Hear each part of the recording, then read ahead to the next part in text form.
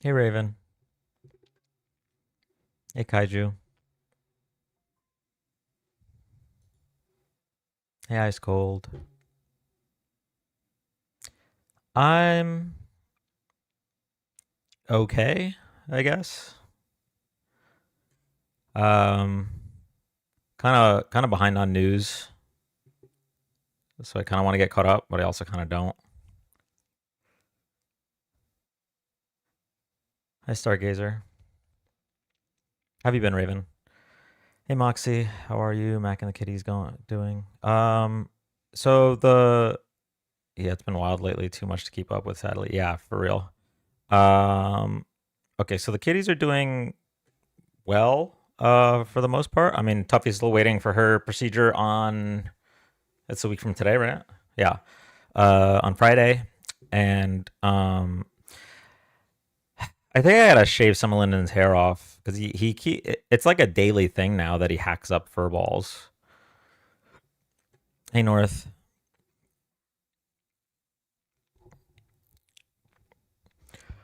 Uh, I just tagged you in a video. There's protests around the globe using the One Piece flag behind you. Ali, I think I've seen the video you're talking about, but thank you.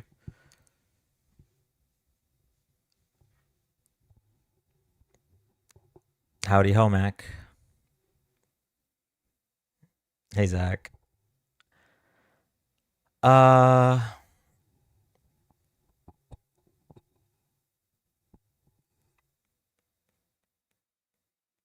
so I'm trying to decide what to do today. I'm thinking about maybe just like reacting to everything that's in the Discord because I haven't really been in there other than to do Wordles in like at least a week. I will not be able to stay awake long. Did you finally make it to bed, Mac? Hey, Cam.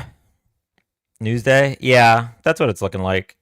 There's just, I mean, there's a lot of news to go over. Like, so just for one example, former Republican election official buys Dominion voting. So, like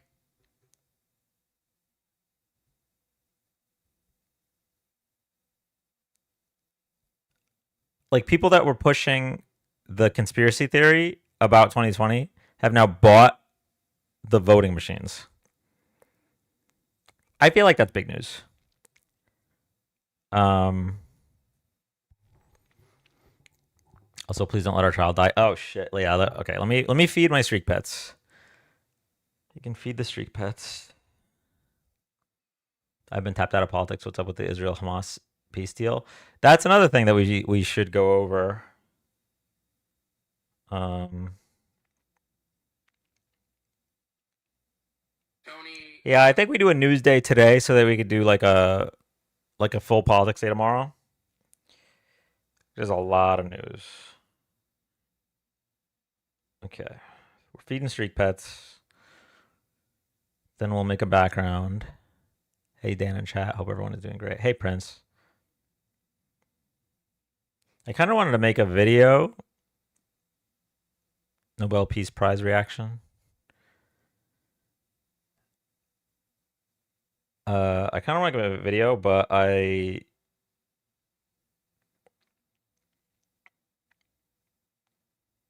feel like I don't look presentable, which is silly because like being live is kind of the same. But what about the Qatar Air Force facility in Idaho? Yep, that's another new story to react to. Um,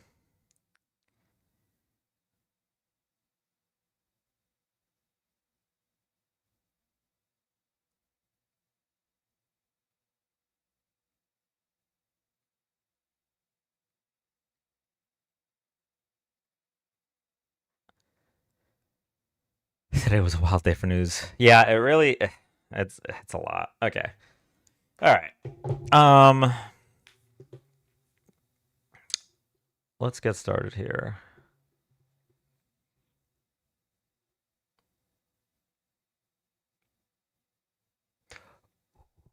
What do you guys think about music in the background while like reading news stories, or would you rather just silence?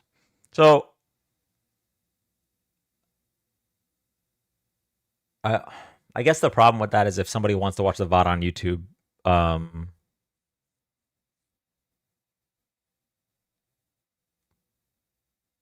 they won't be able to. Might be distracting. Okay. All right. Let's see. Elevator music.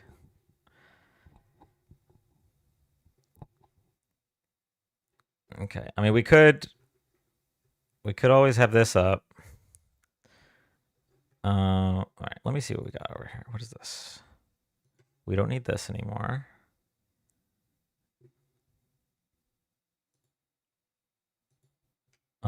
What is this? Oh shit! I should just put that up and play more Mario. How has nothing changed? Okay. What's this? Debates will return tomorrow night. That's also relevant tonight.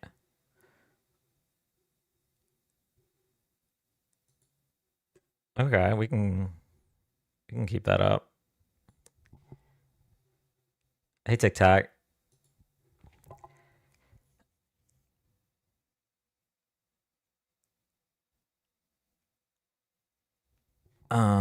Okay.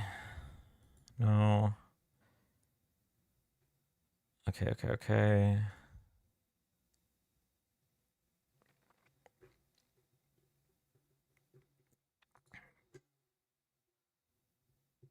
The goat Tic Tac. Yeah, that's the Tic Tac right there.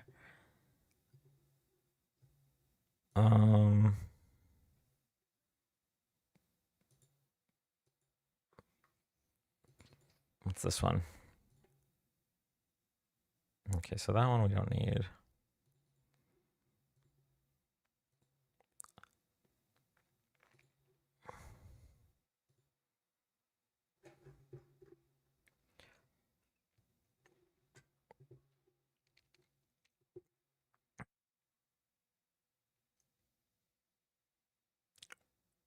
We need polls on Twitch. I've got points I want to gamble.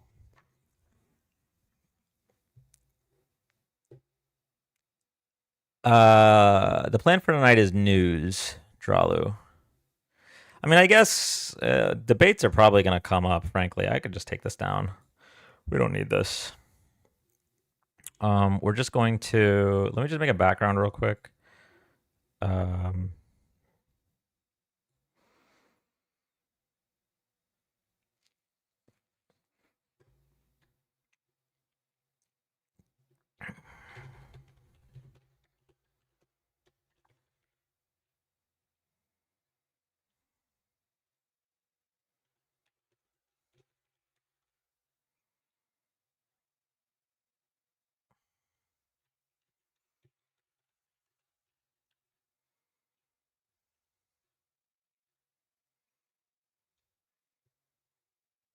Oh, or you know what I could do?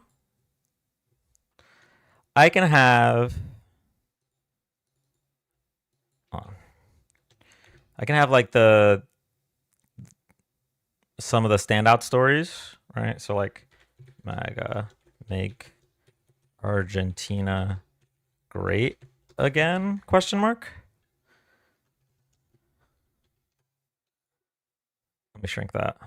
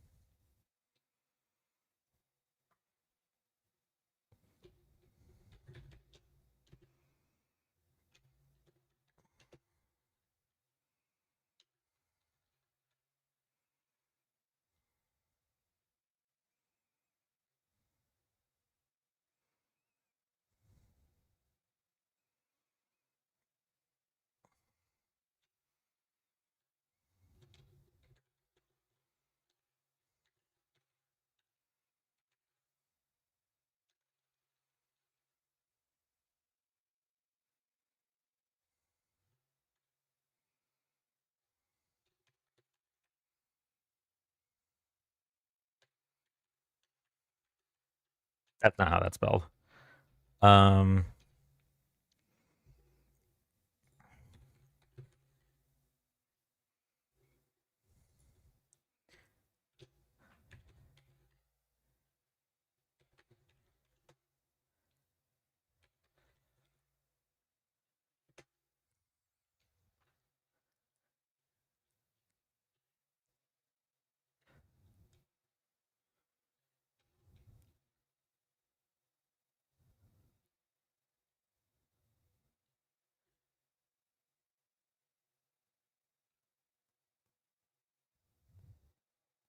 I'm wondering if TikTok will flag it for misinformation if I use the word autism here.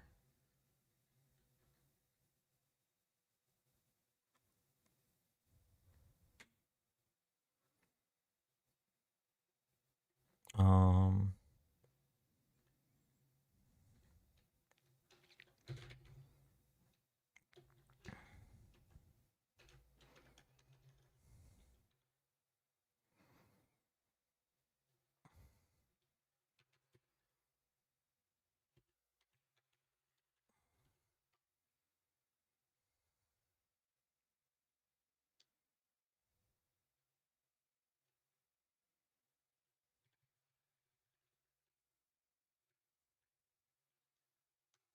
what about that? Will that work? Um,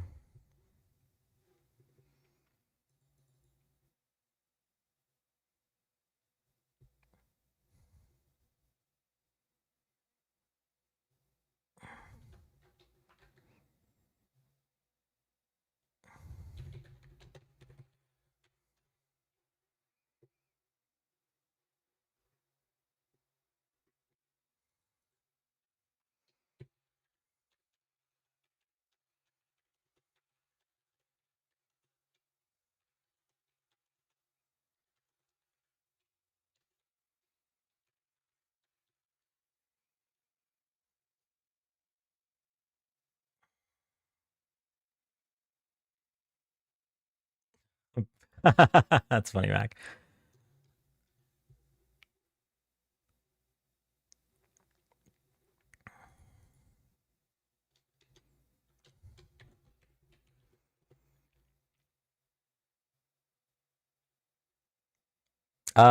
130% tariffs on China.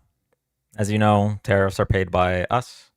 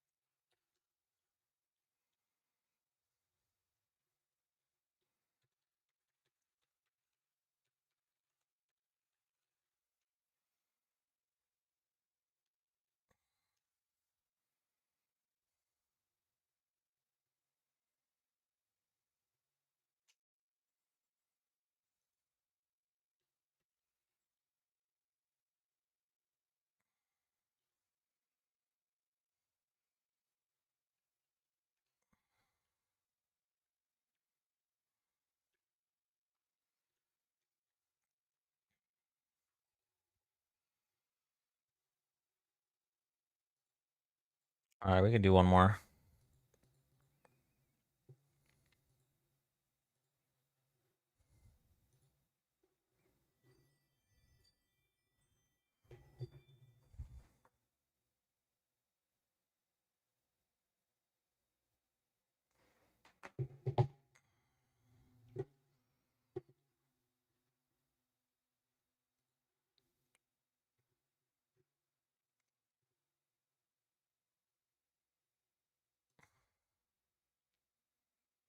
Oh yeah, this is already too many words for MAGA. Okay, hold on.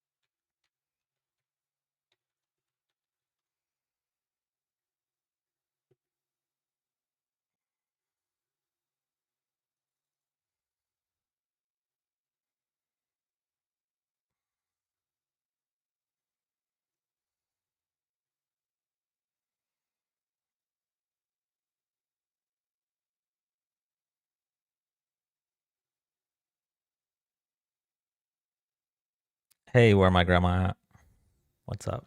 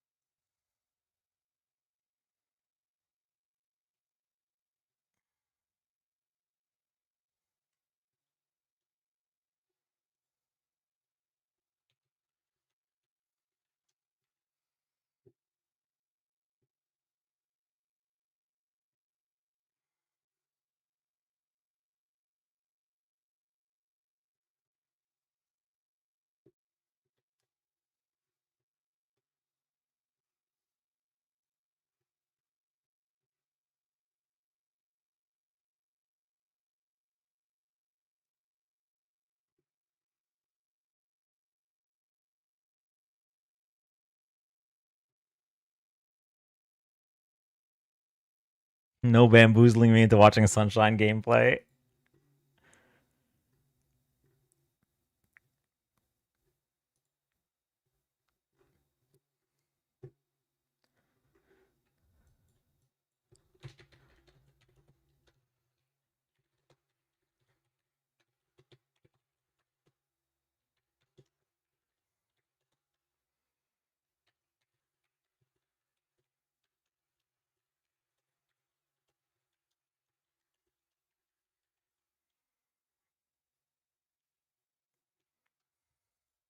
What do we think about this one?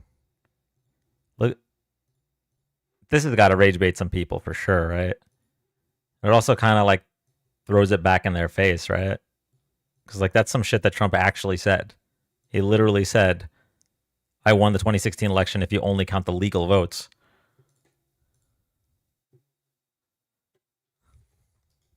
Or the popular vote in 2016.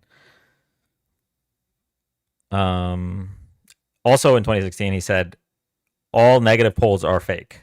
All negative polls about me are fake. Like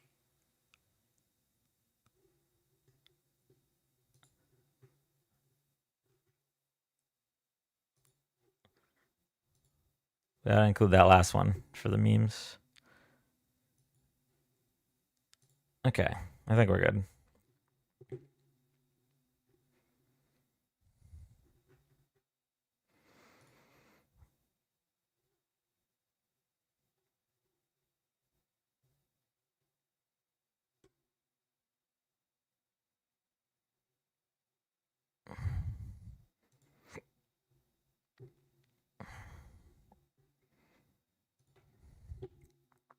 Now here's another question: is the amount of words on the screen gonna have TikTok not put us on the FYP? Because they've done that before.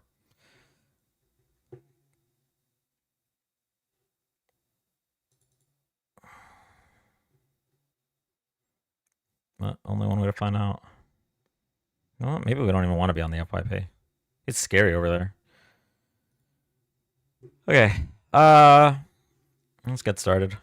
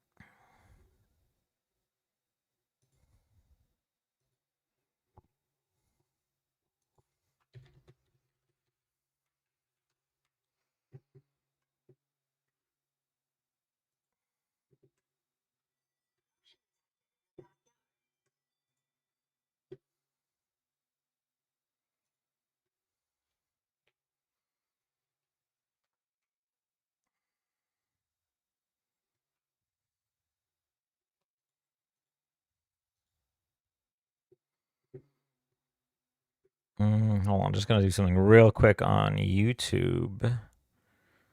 Um,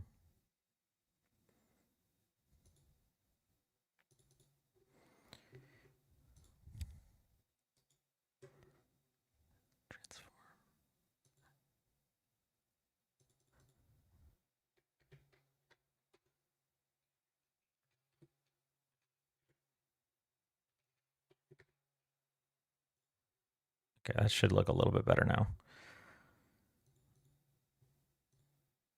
Okay, we're turning that off.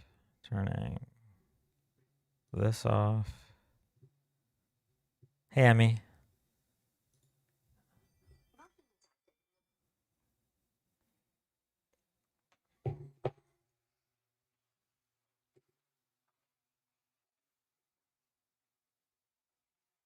Do one last Q-tip for the road. Hey, Max.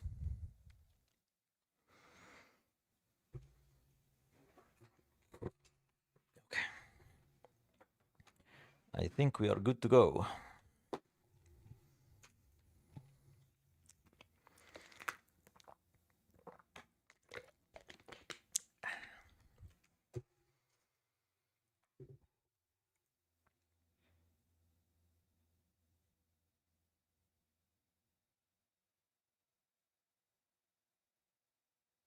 You know what? I should use the restroom before we start on TikTok. Give me 1 second.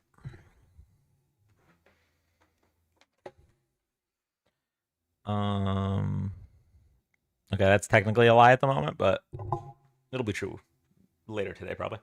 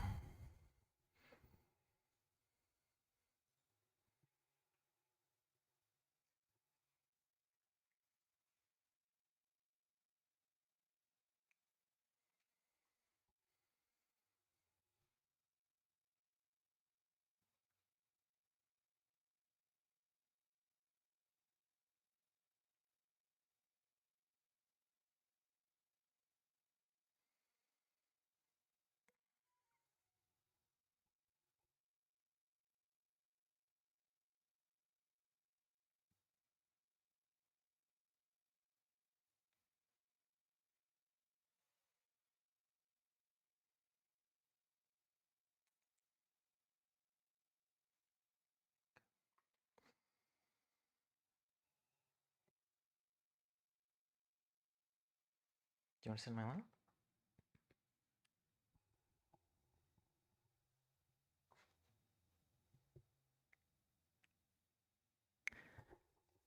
She's in a cuddly mood. Hi, baby.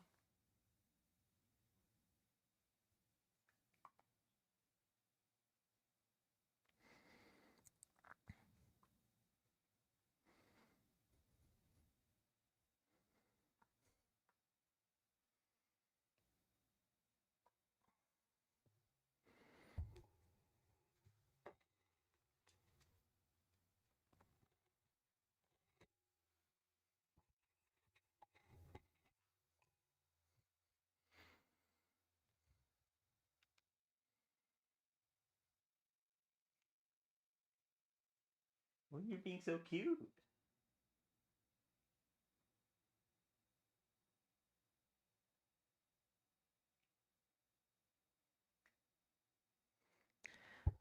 I guess the antibiotics worked. She's in a really good mood.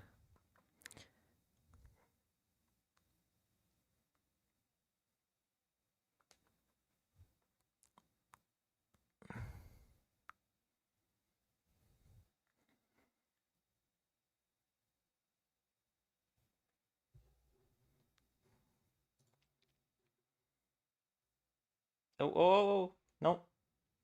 Where are you going?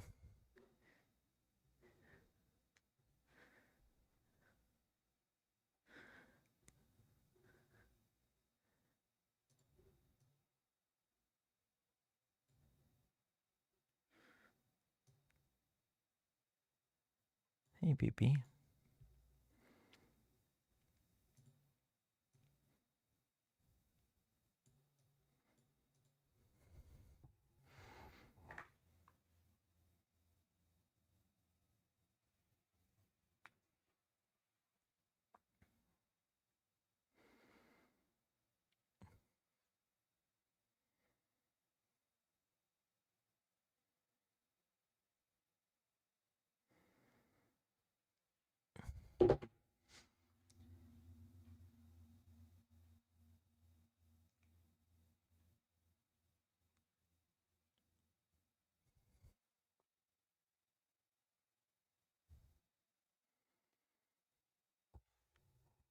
Well, I don't know if I should start the live if she's.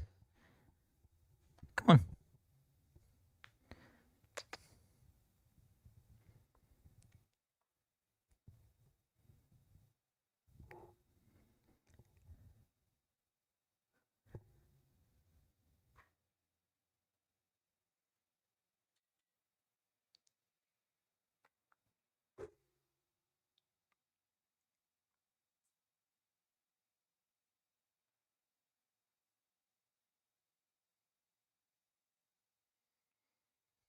She's a special guest. You are. You are. Good girl.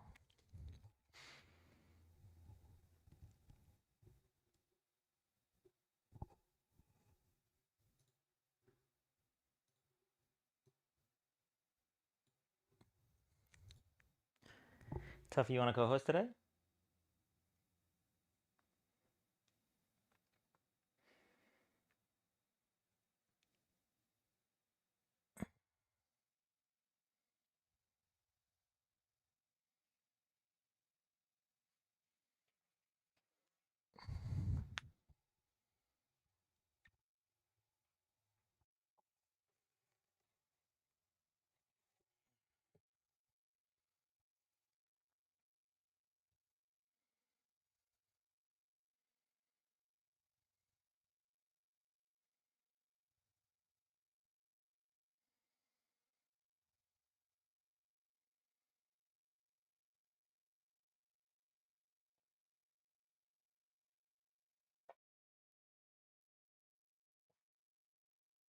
Baby, you want to come here?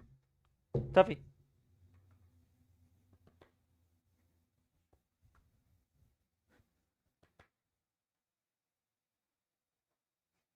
You want to go here? Here.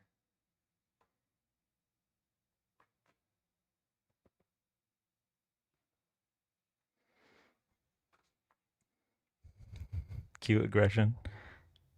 Wait, Tuffy, hold that thought for a second.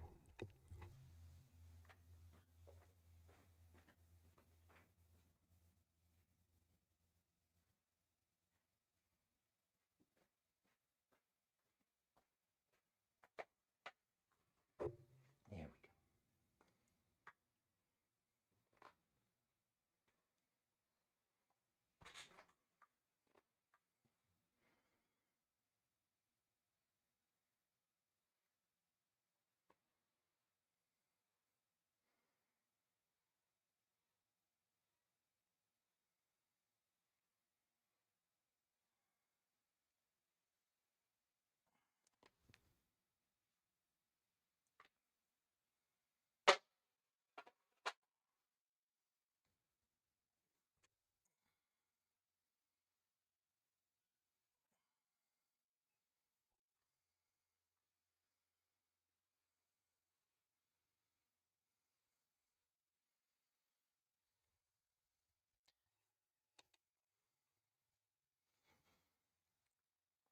It's a good girl.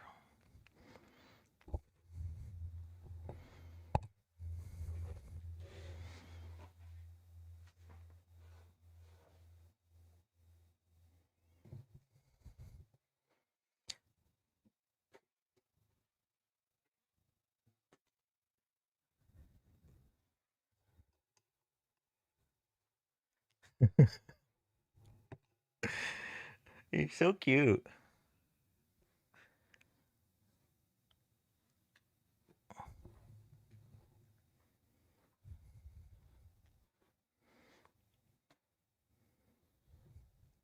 Lennon's here, so if she hisses, you'll know why.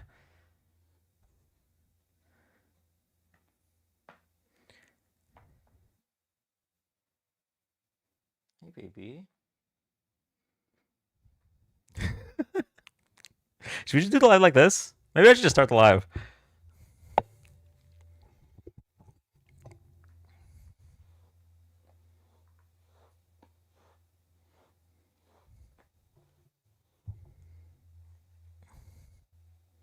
Okay, I'm starting the live on TikTok.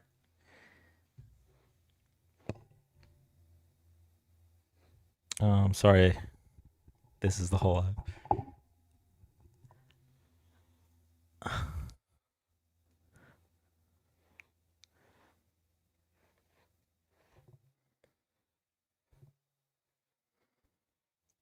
We brush cats now.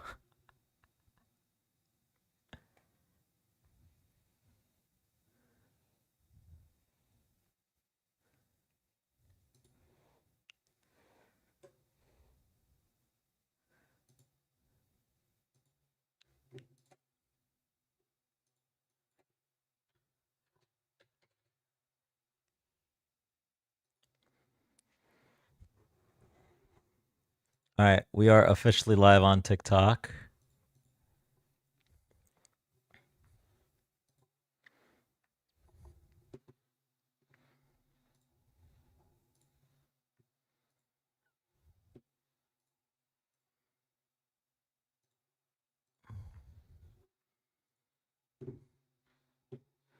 Welcome in, everybody. Welcome in.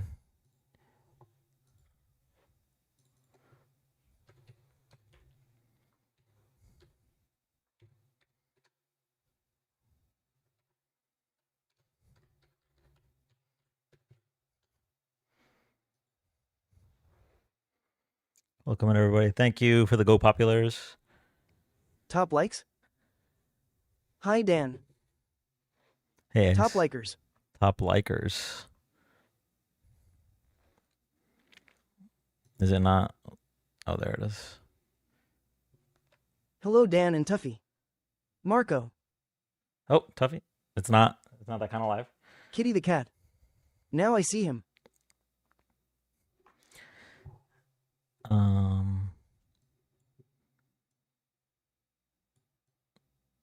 Put on that side. Okay, you gonna hang out, Tough? You.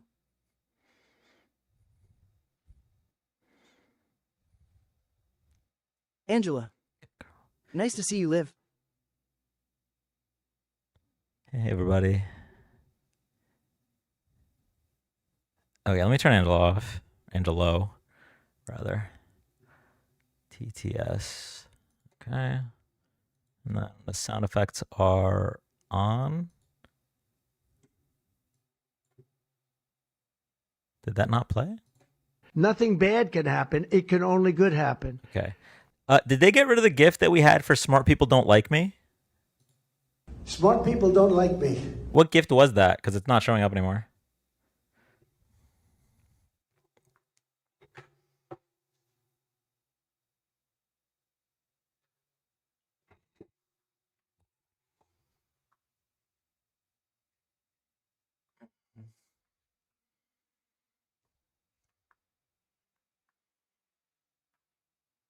Okay, let's get started.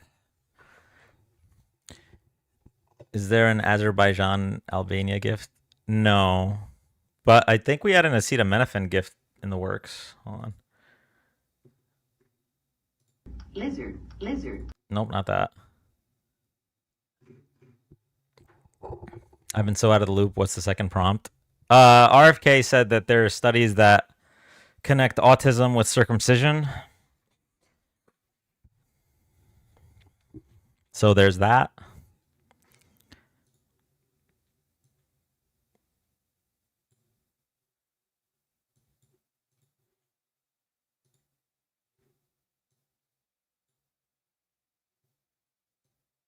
Okay.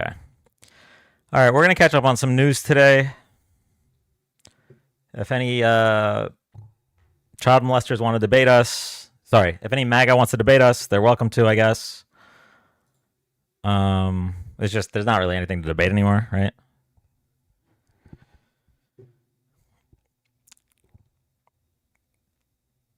Can we talk more about the circumcision? Aren't most guys cut in the U.S.? I believe so. Yeah.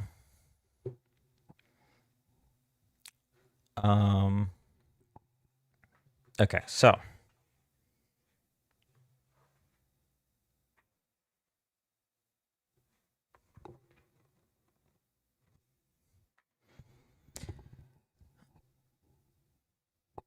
he claims it increases the rate of autism by 50%. 50% is so insane.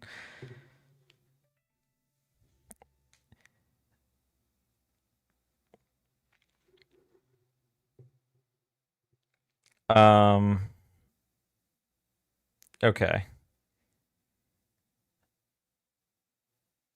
I guess I can start with let's start with the circumcision news, I guess. All right, so RFK circumcision. RFK Jr. and Trump link circumcision to autism through Tylenol.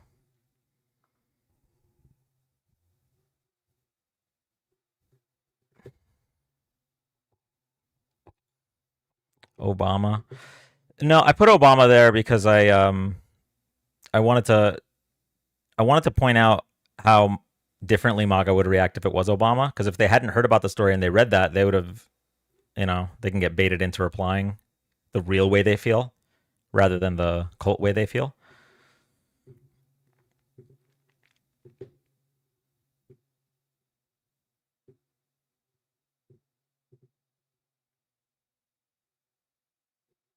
All right, so where are we? This is an island surrounded by water, big water. Okay, Kennedy clarifies remarks about circumcision, autism, Tylenol. All right. Health and Human Services Secretary Robert F. Kennedy Jr. claimed Friday that mainstream media had mischaracterized his remarks about circumcision and autism rates, doubling down on the Trump administration's assertion that Tylenol could be a potential cause of the neurological and developmental disorder. In a cabinet meeting Thursday, President Trump reiterated his personal belief that pregnant women and newborn infants shouldn't be given acetaminophen, or as Trump put it, let's see how we pronounce that, an active ingredient in over-the-counter Tylenol.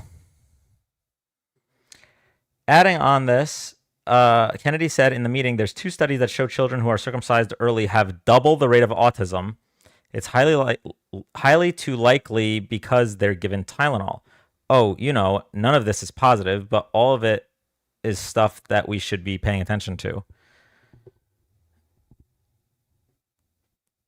What about the correlation between the decline in piracy and global warming?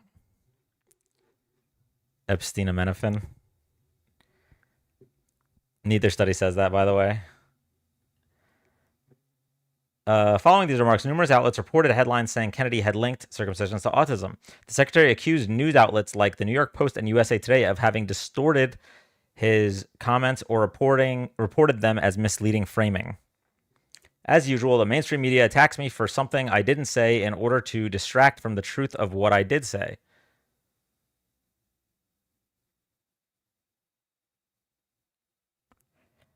He cited a 2015 Danish study on autism spectrum disorder and circumcision among boys under the age of 10 as supporting his claim of linking the condition to acetaminophen.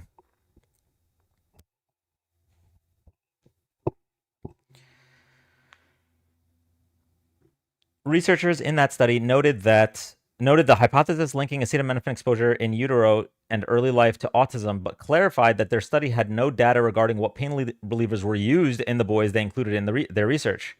So we were unable to address the paracetamol hypothesis directly, they wrote. While Kennedy suggested there was an indirect link due to the use of acetaminophen following circumcision, the researchers in the study he cited said their findings hinted at a possible link between the act itself and future neurological development. Our findings suggest that circumcision may somehow trigger the development of autism spectrum disorder in a small fraction of young boys. These findings obviously do not prove suggested associations, they stated in their findings, noting that the theories regarding early life pain and stress and increased risk of neurodevelopmental behavioral problems remain incompletely conceptualized. Okay. So just to get this straight, the people in the study, right? The people who did the study said that, first of all, they said nothing about acetaminophen, and they said there seems to be a correlation, and that correlation, by the way, is not 50% increase. A possible link for a small fraction of young boys. Possible link. So we went from there is a possible link in a small fraction of young boys between the act of being circumcised and autism spectrum disorder. We took that and went to, it is 50% more likely for someone who's circumcised to have autism because they were probably given acetaminophen. Bro, what? Holy shit, Bubba was deaf obsessed with trains from 2 to 4 years old. Shouldn't Adam cut? I'm kidding.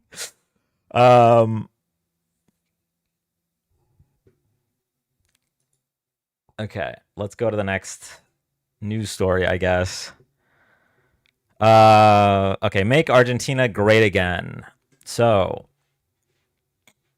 as Americans are struggling to pay their grocery bills, or sorry, they're not grocery bills. I'm talking like Trump now. When he said cereal's $10. As Americans are struggling to pay their bills and pay for their groceries, we are sending $20 billion to prop up Argentina and their right-wing government.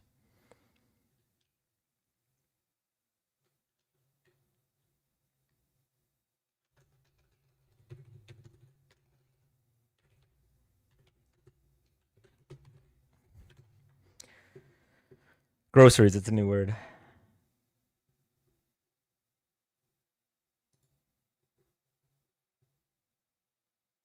Time now for Money Power Politics. Tonight, the U.S. bailout of Argentina has been finalized. Treasury Secretary Scott Bessent announced today that the United States directly purchased Argentine pesos as part of a $20 billion currency swap. But he insists the deal is not a bailout. So let's make something clear. Downplaying it as merely a swap agreement, exchanging pesos for dollars to stabilize their economy, well, at the very least, that is not the full picture. Now, we might not be writing a direct $20 billion check to Argentina, but we are still taking enormous risk to help out a friend of the president who's up for re-election in a country that is in trouble. That's this guy right there on your screen, handing Elon Musk a bedazzled chainsaw. And Argentina is not a top trading partner for us. What is this? It is a massive loan. And if Argentina does default, and they may, it is a $20 billion loss for us. The Fed will be left holding a ginormous bag of pesos worth nothing. So you could call it a hidden bailout or a direct bailout. This is a huge win for Argentina, its president, and the group of U.S. investors Secretary Bessent knows very well who bet big on Argentina. So keep in mind, this is happening while the U.S. government is shut down. Thousands of furloughed federal workers are not getting their paychecks this week. So when we hear about America First, know this. This America First, in this instance, is the investor class. That right there is the full picture. With me now, veteran Washington correspondent, my old friend John Harwood. He is also a distinguished fellow at Duke University and a columnist for Zeteo on Substack. And Matt Peterson, back for his second visit to the 11th hour, ideas editor for Barron's. John, what do you think about this bailout? Because it's not exactly black and white. Well, look, it's not a good thing for a significant country in Latin America to collapse economically. We have bailed out other countries in the past. Bill Clinton did a similar kind of currency bailout for Mexico during the 1990s. But the problem is the one you alluded to. President Trump came in with an America First policy, said we're not looking out for other countries, we're looking out for us. They took a chainsaw to foreign aid. And you also have, with this president, a constant question. Is he doing something in the interest of America, or is he doing something in the interest of a friend, of a crony?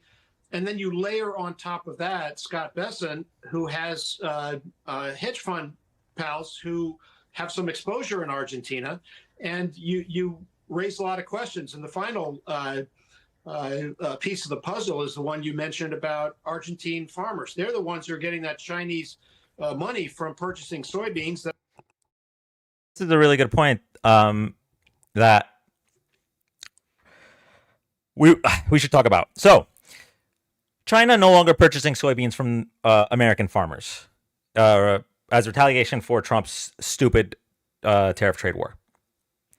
So now China's purchasing from the competitors of American farmers in Argentina, and in that same breath, the Trump administration is bailing out Argentina with $20 billion. Now they're also planning on bailing out our soybean farmers, right? Because otherwise it would look like the tariff war has failed.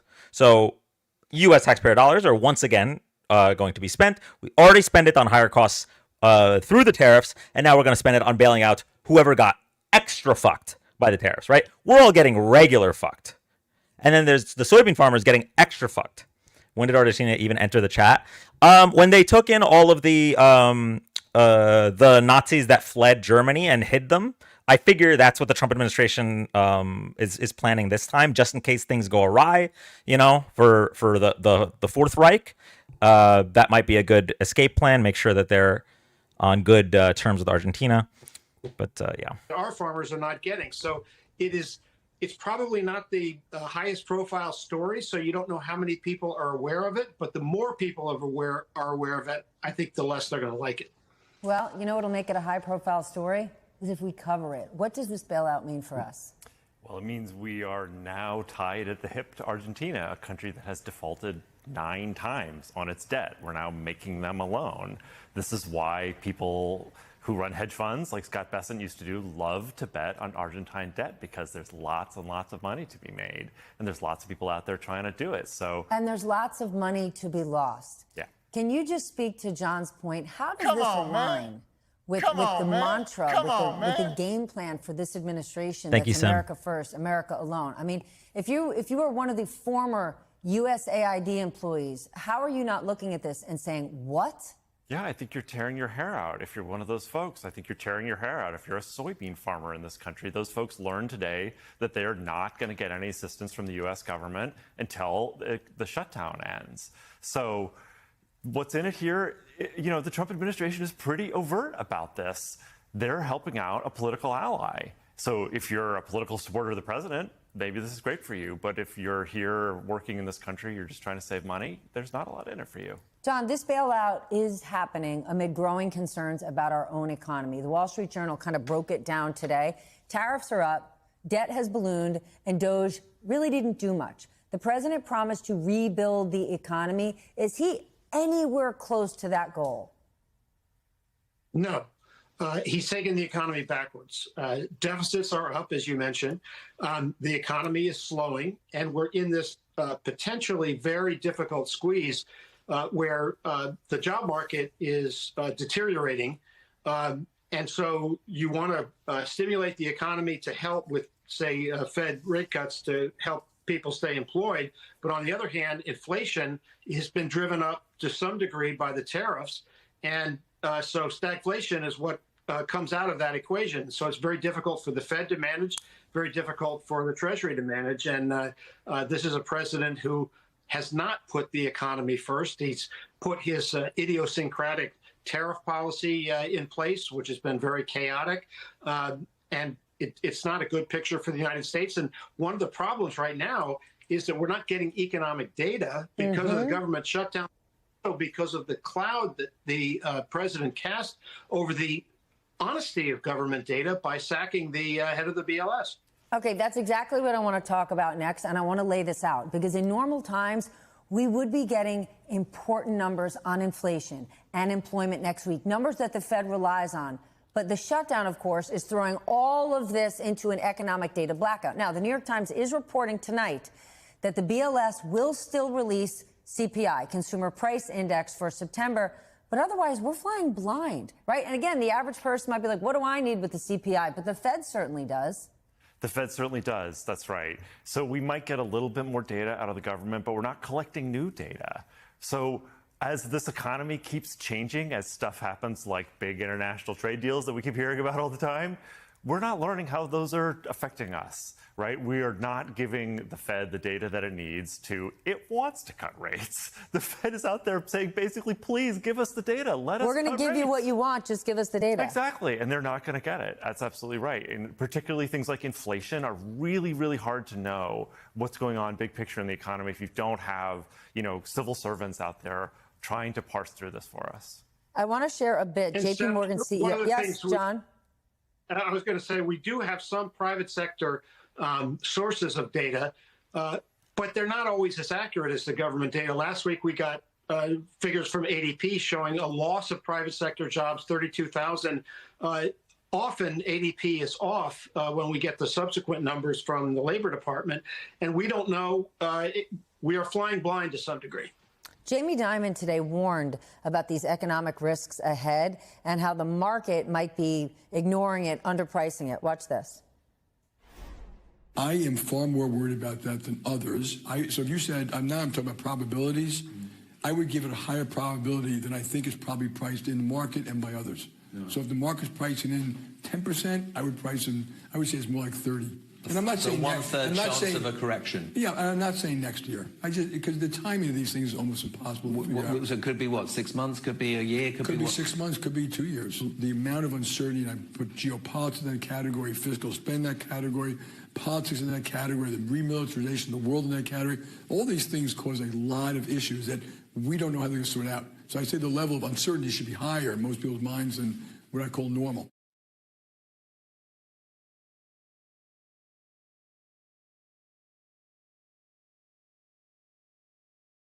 Just as a reminder, we already have tens of thousands, if not hundreds of thousands of deaths attributed to the cuts to USAID.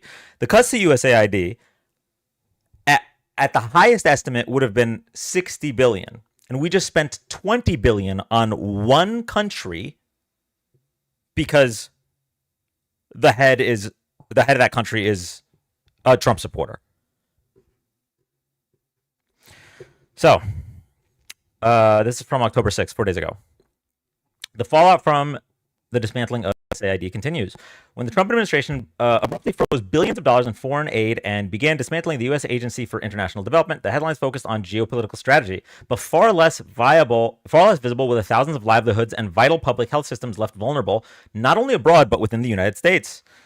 Former USAID staff warn that rebuilding these networks and the trust they embodied will take years and cost far more than the quick budget saving achieved, while private philanthropy cannot replace the scale of federal support. Why it matters. The abrupt freeze of billions in U.S. foreign aid has fractured decades of global health and development work. Programs for HIV, malaria, and maternal health have stalled. Tens of thousands of skilled professionals lost their jobs, and U.S. nonprofits cut deeply into their staff. The impact reaches beyond vulnerable communities to U.S. Influence, security, and American livelihoods. For decades, USAID has served one of the 3 Ds of U.S. national security: defense, diplomacy, and development. Its programs have built disease surveillance systems, trained local health workers, and created a pipeline of highly skilled professionals dedicated to global health and humanitarian assistance. That infrastructure unraveled almost overnight when a 90-day hold on foreign aid funds took effect the day of the presidential inauguration. In the White House's reevaluating and realigning United States foreign aid executive order of January 20th, 2025, the administration argued that the United States foreign aid industry and bureaucracy are not aligned with American interests and in many cases antithetical to American values. In exclusive interviews, Newsweek spoke with 3 people directly affected by the Trump administration's policy changes. I think the shock was how quickly everything was done, said the executive director of the African Population and Health Research Center in Nairobi. If this had been done maybe over a year time frame, you have 1 year to figure out what to do. But this was like an overnight disruption of a huge ecosystem. Their center was partly funded by U.S. sources, including USAID and National Institutes of Health. Although U.S. government support represented a small portion of their total budget, the abrupt halt left 2 USAID-funded projects without resources, affecting 21 staff positions.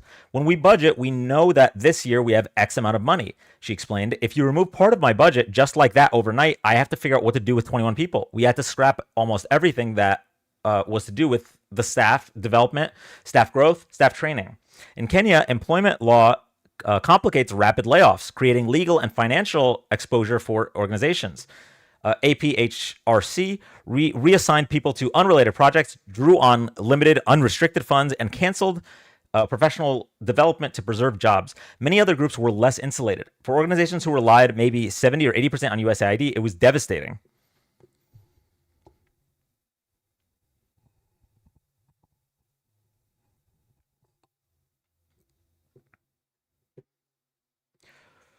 The chief operations and programs officer at Charity Navigator, based in Saddle River, New Jersey, and a 10-year USAID veteran, estimates that about 50,000 jobs were disrupted worldwide, many held by highly educated professionals in countries like Uganda, Malawi, and Kenya.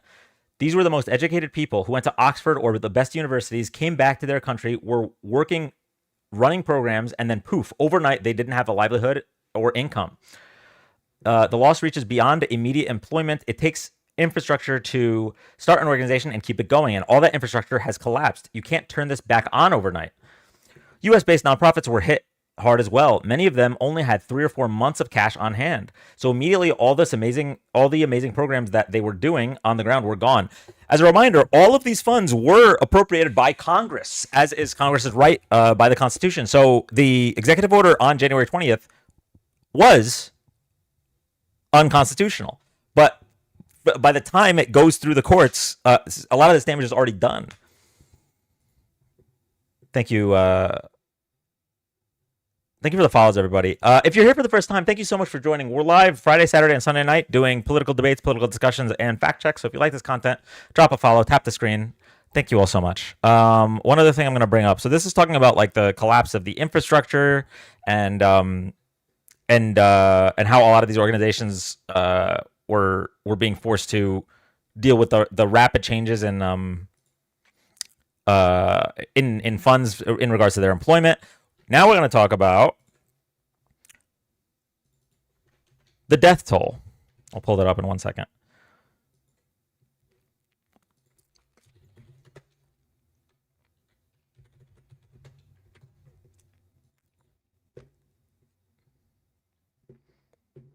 So 177,000 estimated adult deaths and 369,000 estimated child deaths. And this is the this goes over the programs that that led to these estimates. So an increase in adult malaria cases, cases of tuberculosis, child deaths from diarrhea.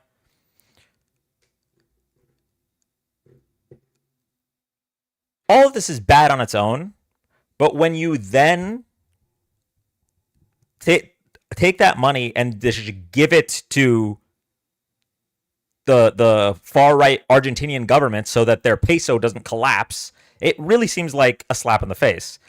Not to mention the what's in the big beautiful bill and where a lot of these this saved money is going to go.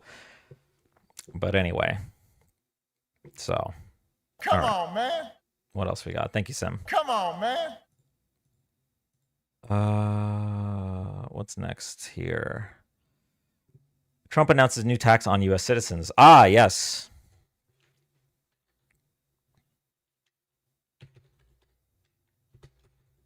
Come on, man. Trump announces new 100% tariff on Chinese imports after stock market sell-off. So this is him. He walked back his announcement of 130%. So he announced 130%. The stock market cratered, and he walked it back to 100%. So I guess we'll read the newest news here. Okay.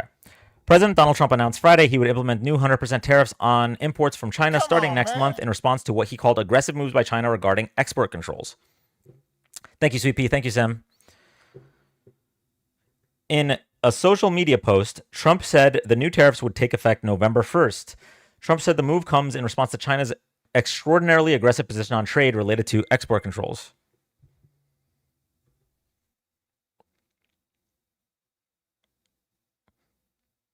Sheila, thank you so much for the $20. It just says being you. Thank you so much, Sheila.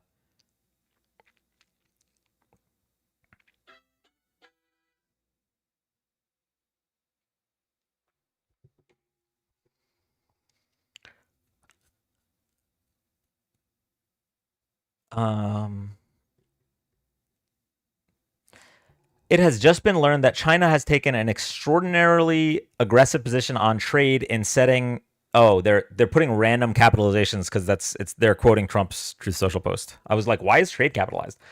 On trade in sending an extremely hostile letter to the world, stating that they were going to, effective November 1st, 2025, impose large-scale export controls on virtually every product they make, and some not even made by them, Trump said in the post, calling such a move unprecedented and a moral disgrace. Come on, man. Thank you, Sim.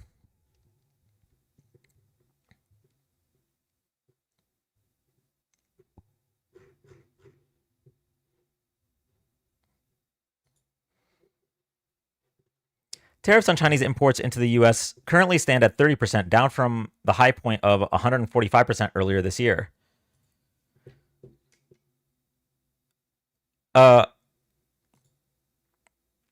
by the way, I posted about this on my Discord a little bit, but recently I found a direct line from tariffs into American pockets. So if you want to buy something on eBay right now from Japan, there's a disclaimer at the top that says before you get this item, you will have to pay additional tariffs. Like, I posted in the Discord, just 15% on top, whatever you'd be buying. So if there's like a really cool Pokemon plushie that you want, but it's only available in Japan, it's 15% has to go into Uncle Sam's pockets to pay for the tax cuts for the top 1%. Amazon shows fees too. Reset grift goal. Okay, hold on.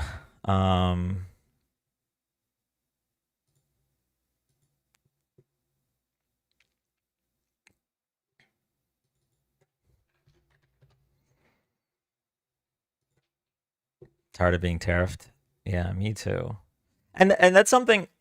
So I don't know if it's I don't know. You talk about extreme. Thank you, Sim. I don't know if it was fake news or an exaggeration or whatever, but I saw an article, and I didn't read it. I just read the headline that said that Trump wants to get rid of property tax across the country, something like that. And this is something that the governor of Florida has already proposed. And something to remember is that the fake news, yeah, I mean, he's not going to pull it off, but the concept of it is still something along the lines of regressive taxation. So when we have tariffs, right?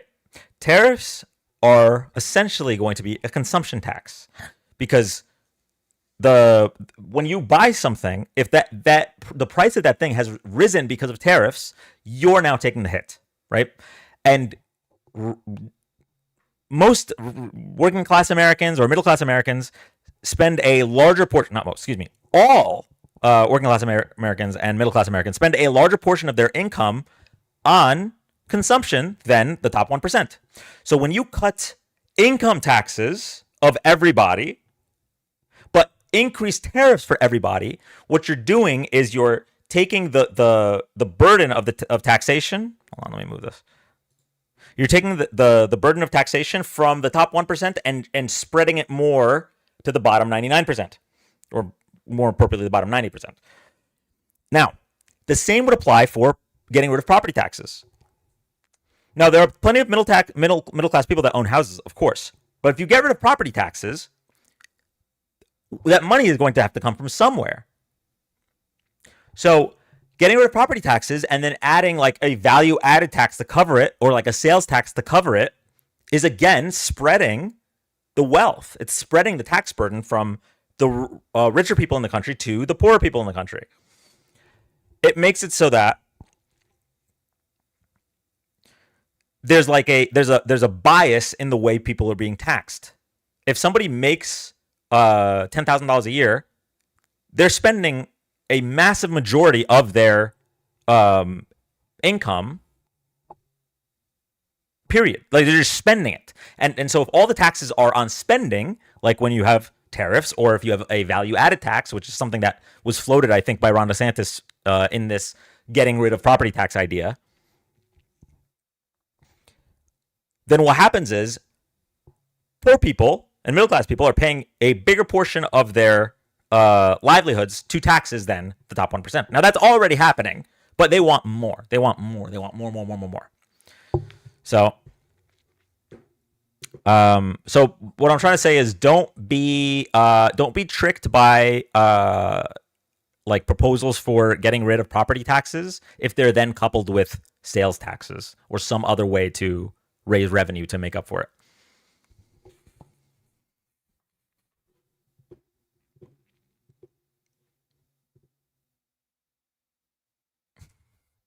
Okay. What do we got? Epstein shutdown continues. Yeah, where are we with this shutdown?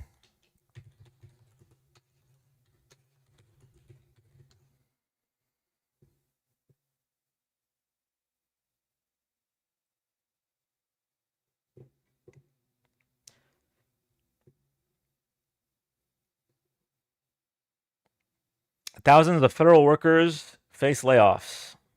Okay, what to know on day 10 of the government shutdown? OMB Director Russ Vought said the Trump administration has started handing out layoff notices to federal workers. Writing on X, the RIFs have begun, referring to reductions in force. Vought told Republican lawmakers after the shutdown began that reductions in force, a government term for layoffs, would begin within a couple days. More than 4,000 workers could get layoff notices across 7 federal agencies, according to a court filing.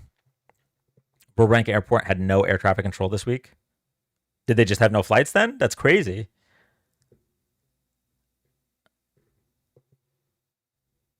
Play Good Trouble on C-SPAN. Good Trouble was on C-SPAN?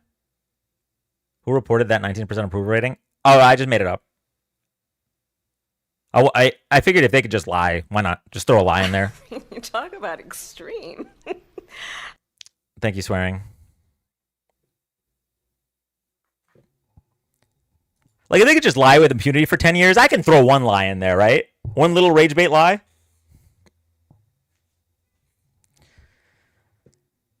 He questioned Mike Johnson. You talk about extreme. Was on? Okay, hold on. Let me see here.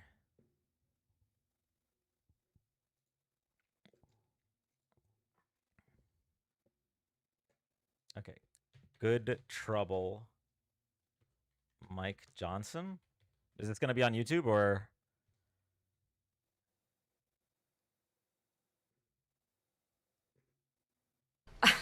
You talk about extreme.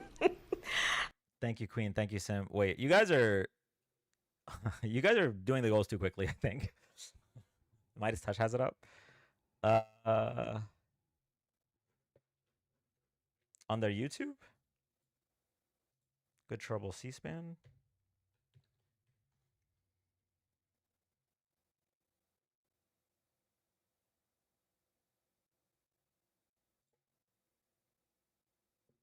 Oh, Good Trouble has posted it. Okay. Speaker of the House, asking for military families to receive their pay during the shutdown.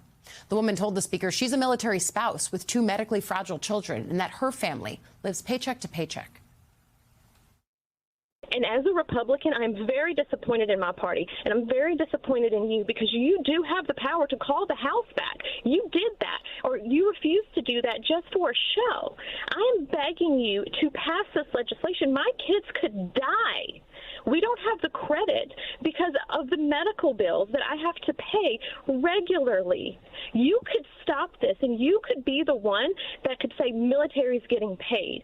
And I think that it is awful, and the audacity of someone who makes 6 figures a year to do this to military families is insane. All right, Samantha. Samantha, I'm so sorry to hear about your situation.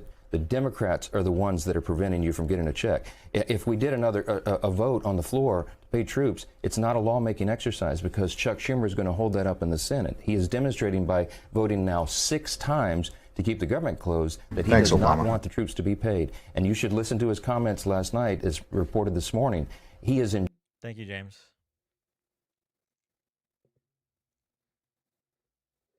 Enjoying this. He said every day gets better for us, quote unquote. Chuck Schumer and the Democrats are preventing your family from getting the care they need, not Republicans, and my heart goes out to you.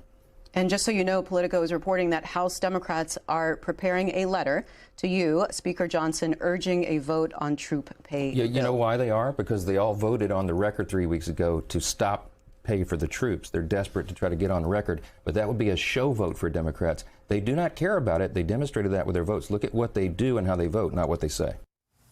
Then on a conference call yesterday with House Republicans, Johnson made it clear he doesn't plan on passing a standalone bill to pay the troops before Wednesday. That's when military personnel are set to miss their first paychecks. That's according to 2 Republican sources on the call. I want to bring in Annalise. Is this okay? So is what is being proposed a standalone bill just to pay the troops? Is that a legal thing? Because I just don't know. But like, if that's a legal thing, I would think that would be bipartisan, right? Like, if you weren't evil, of course. Like, obviously, the Republican Party right now is just pure evil. But I'm saying, like in the past, you know, when the 2 parties cared about the troops.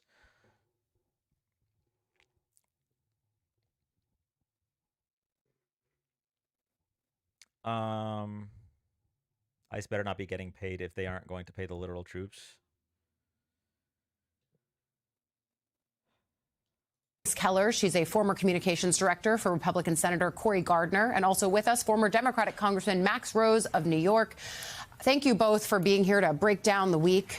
This is very much in your wheelhouse as both former congressional people on various sides. Annalise, I want to start with you there.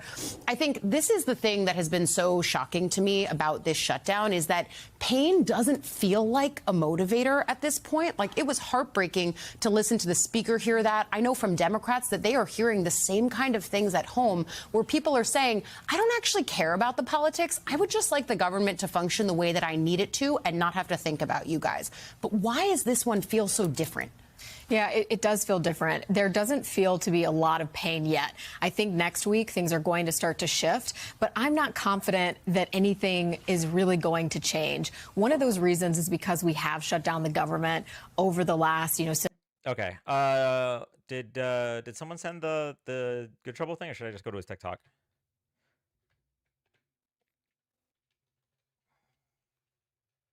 Good Trouble.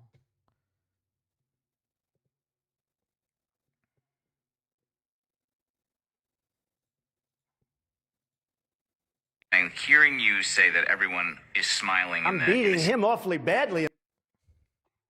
Thank you, Sim. His version is edited. Okay, do we want to watch the full version or the edited version? Because I haven't seen this at all yet.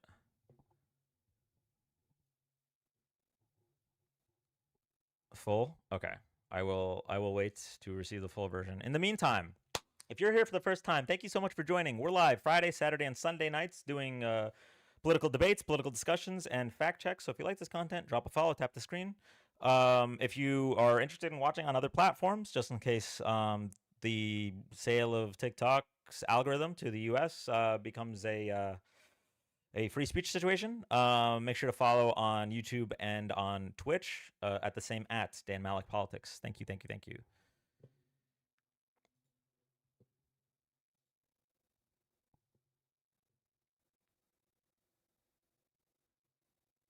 Welcome back to Washington Journal. Joining us in the studio is... Hold on. Caffeine sent the wrong link. Hold on 1 second. Cities where troops, our National Guard, has been rolled into. Feels dystopian and insane to hear you say that. President Trump's been accused of saying he wants to have a war on American citizens. I have no idea where that comes from. It's obviously a misleading talking point.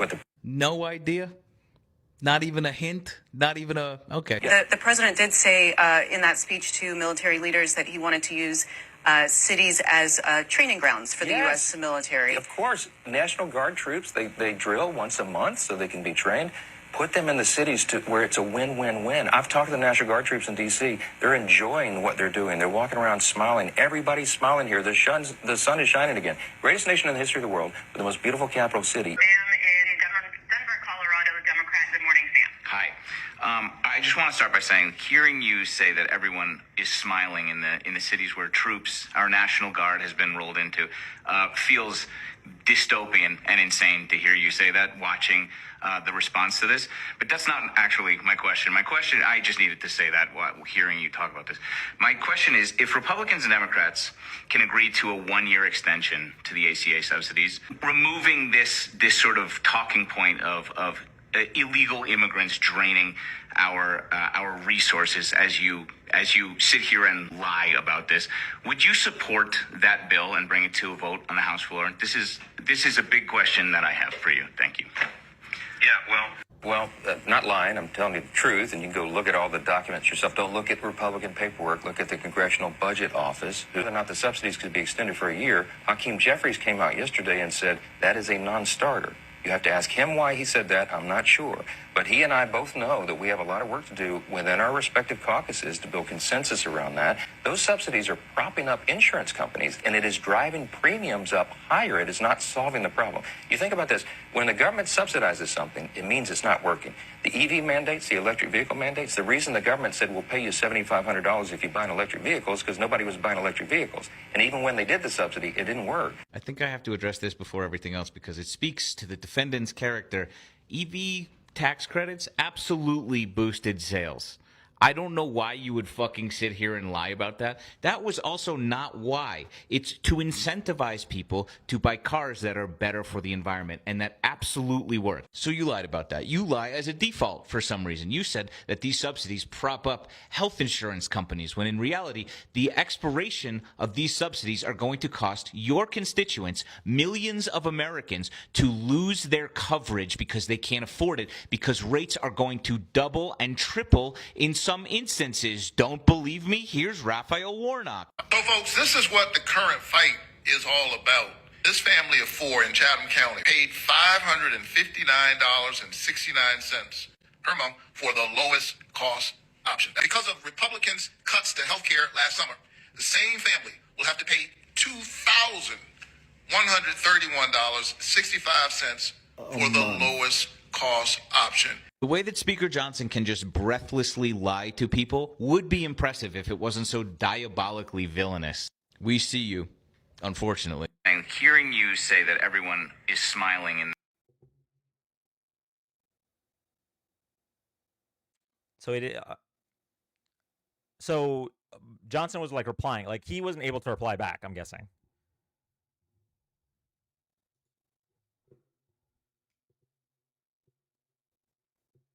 I woke up at 6 a.m. for this. Ooh.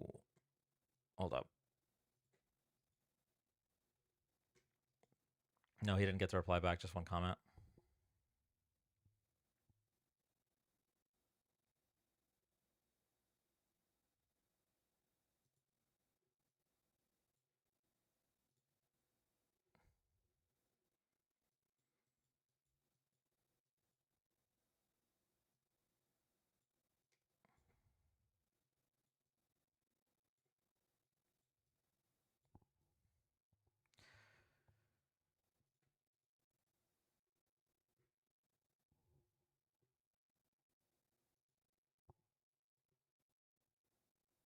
Okay.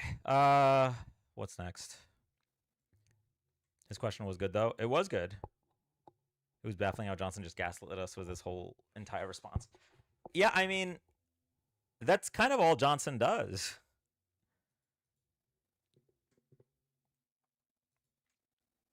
Okay. What news have we not done? Oh, the Qatar airbase.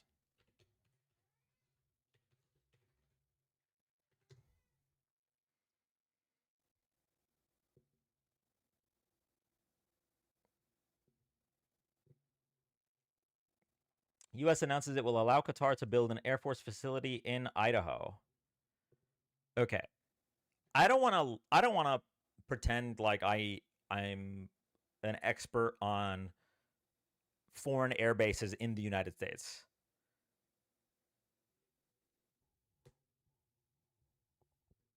The Qatar air base is deceptive, Dan. Headline is misleading, I heard. Air Force facility.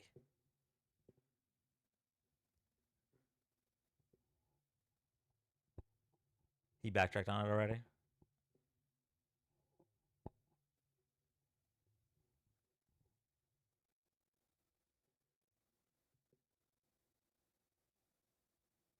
Check under the desk, they explain.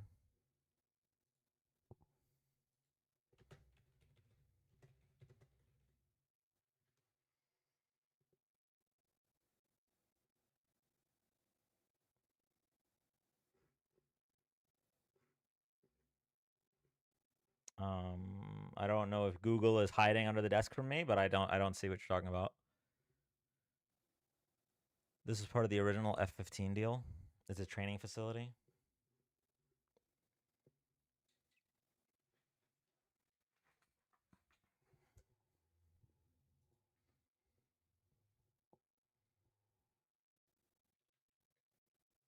Oh, under the desk news on TikTok. Okay, hold on.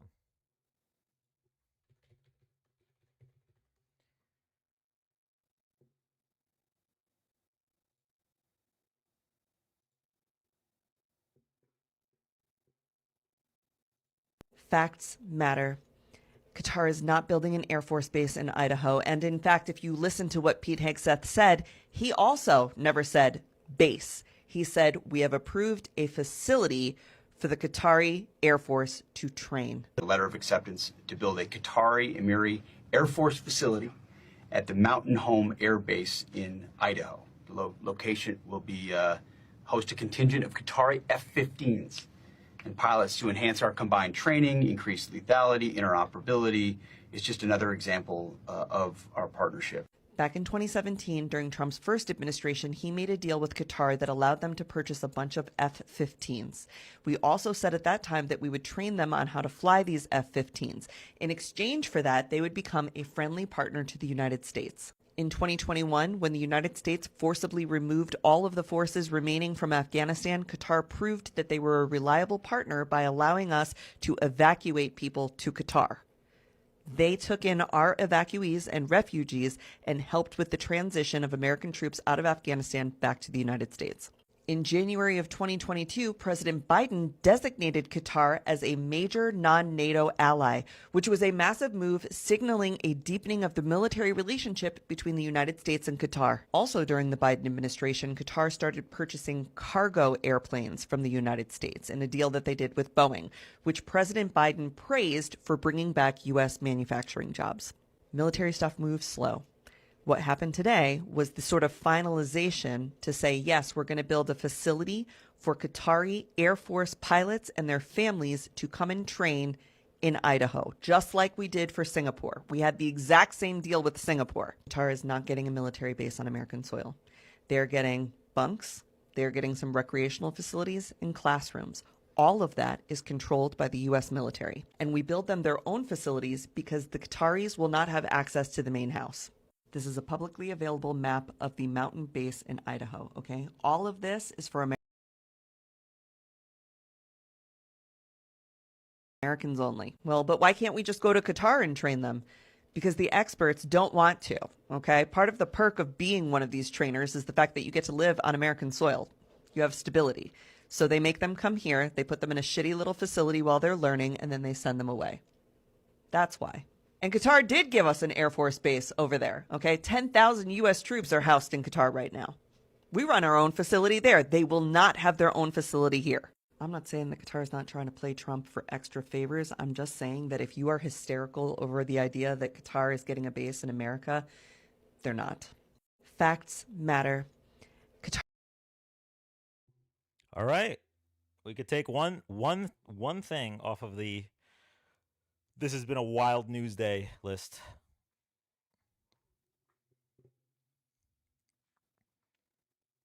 I'm beating him awfully badly. Thank you, Swan. I'm beating him awfully badly. They want the distraction. I'm beating him awfully badly. Thank you so much, Swan. I'm beating him awfully badly. We really need I'm somebody beating him awfully badly. We really need somebody to edit out the Lee Badley part. Thank you so much, Swan. No one specified training facility. They're making an assumption. I love the poorly educated. Thank you, Abby. Okay. Oh, wait. Okay. There's like at least four more stories I want to go over. Okay. We're going to take, where is this? We'll take this part off.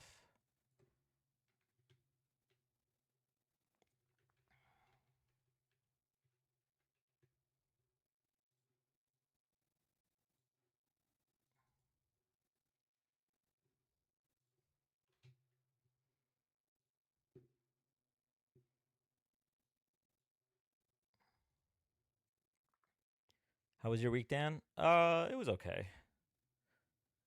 It feels dirty even correcting that info, but I'd rather be honest than misinforming. No, I appreciate it, and if anything, it's not even for the sake of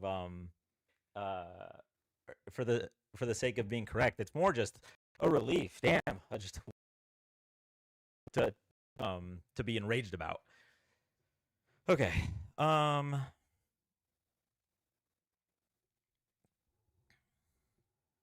Where were we?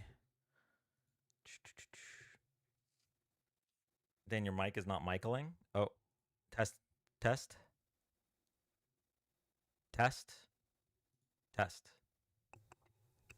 What about now?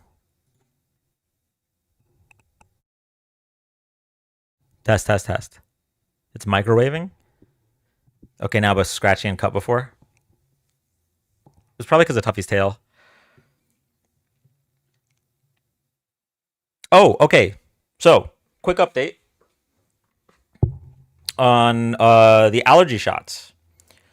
So I'm now on day 3 without Zyrtec, which is probably the longest I've ever gone without Zyrtec since Tuffy moved in. So for like 10 years now. It was RKO spot interference. I still do feel a little bit itchy on the places, that I was petting her, but I'm not getting super sniffly. My eyes aren't getting red. So there is I still have like 2 years of allergy shots to get, but I'm on the maintenance dose now, so I'm only going once a month instead of once a week.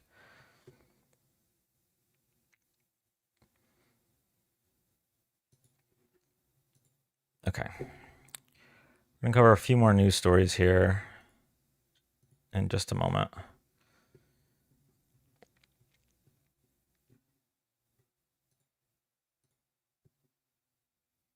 Wait, were you shadow banned? I missed you. I mean, I guess it's possible. Also, there was that a couple times that I went live on this account playing Mario, and I heard that that'll fuck up your algorithm.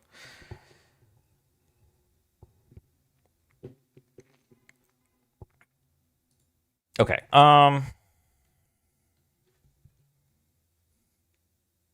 Couple things really quick.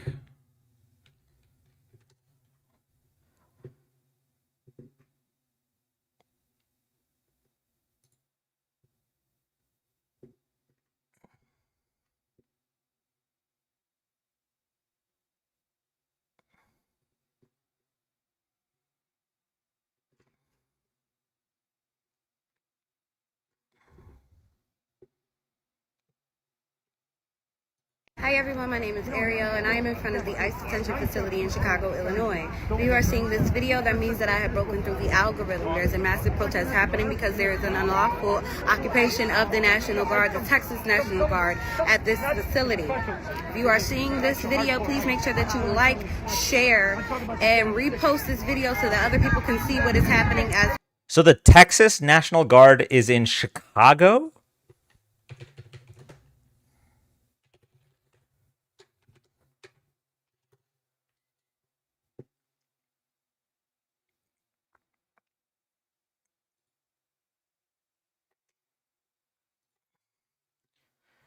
Judge temporarily blocks Trump's effort to deploy National Guard in Chicago. Much anticipated judgment centers on efforts by Trump administration to use troops to aid immigration crackdown.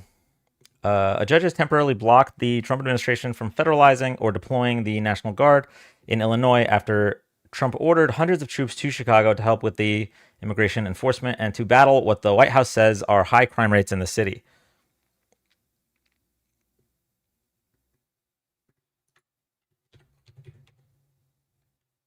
National Guard members from Texas and Illinois arrived this week at U.S. Army Reserve in southwest of Chicago. All 500 National Guard members are under the U.S. Northern Command and have been activated for 60 days.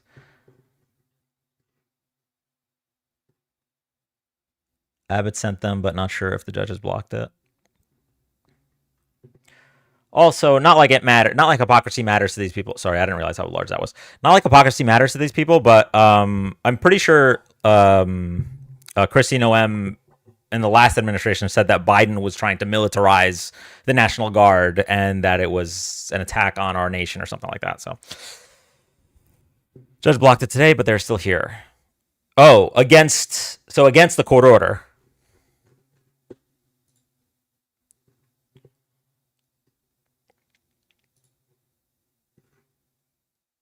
Dan sent you 2 articles you need to see. Okay.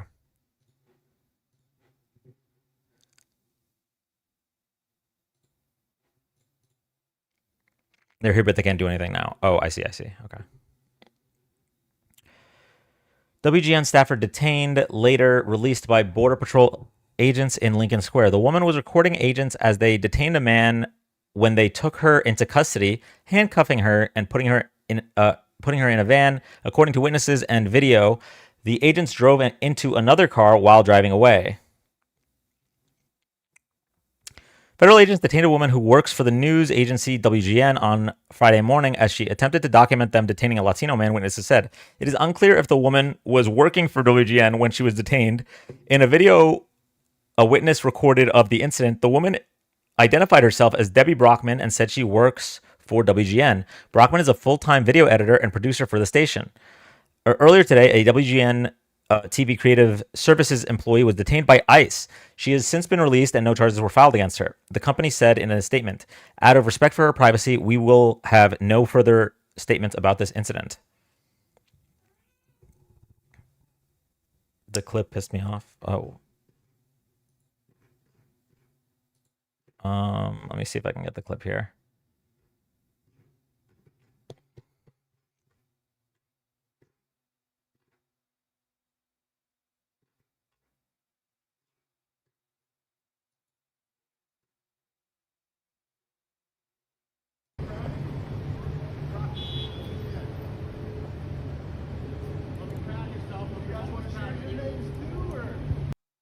Trigger warning, just in case. I don't know what's in this video, so.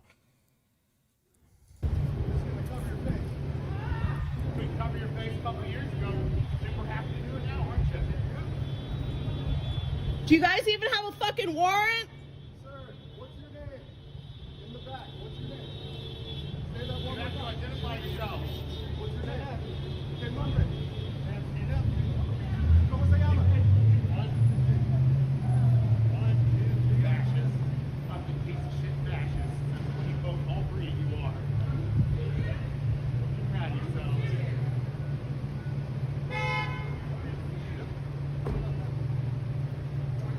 Out of breath today, huh, fellas? Super good at your jobs, aren't you? Super fucking good at your jobs. Let's go. All right, people are saying there's a better clip. Hold on one second. TikTok.com/@the_Emmy_within, and it's in your repost. You said. Wait, is that not your TikTok? Did I spell that wrong?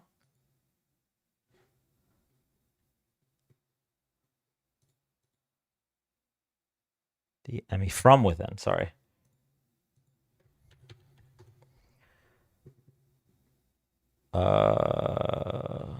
Repost.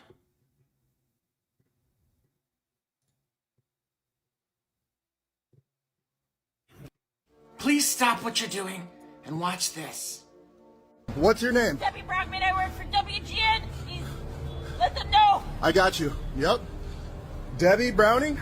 Brockman. Brockman, WGN. Do you guys want to share your names too, or you're just going to cover your face? That was WGN TV producer Debbie Brockman, a dedicated journalist in Chicago for over a decade. She was brutally tackled to the pavement by masked agents, unmarked, unidentified, and unchecked. Face down in the street, her pants yanked down in the chaos, she was handcuffed and thrown into an unmarked van and rushed away. This is an assault on truth. This is the dangerous slide toward authoritarianism. This is one that I saw a couple days ago that I wanted to make a video about, and just never got around to it. The caption is Chicagoans intervene to save a man from being abducted by masked federal agents.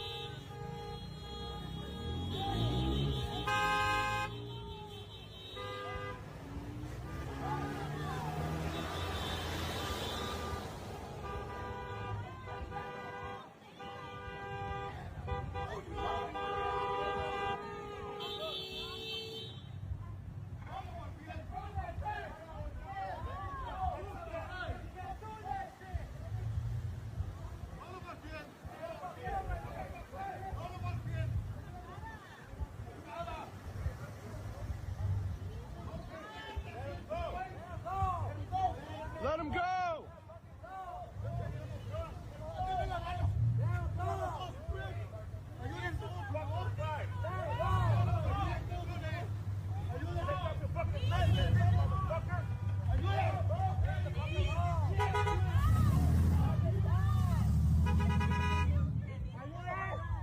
Let him go! Let him go! Get off him!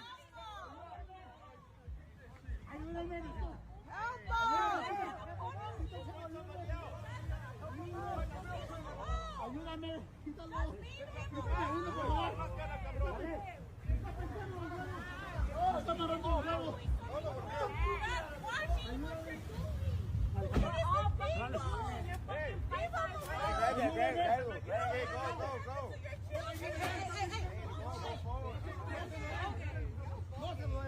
Get the fuck out of here! Let me see your fucking face, bro. Let him go!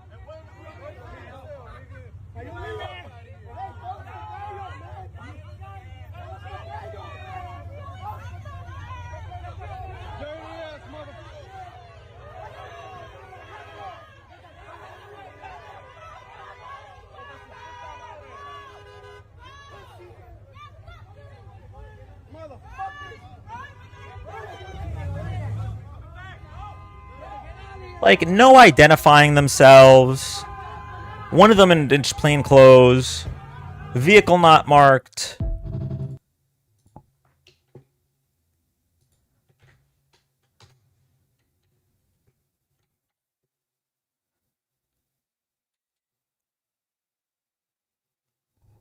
Not even a lanyard? Yeah.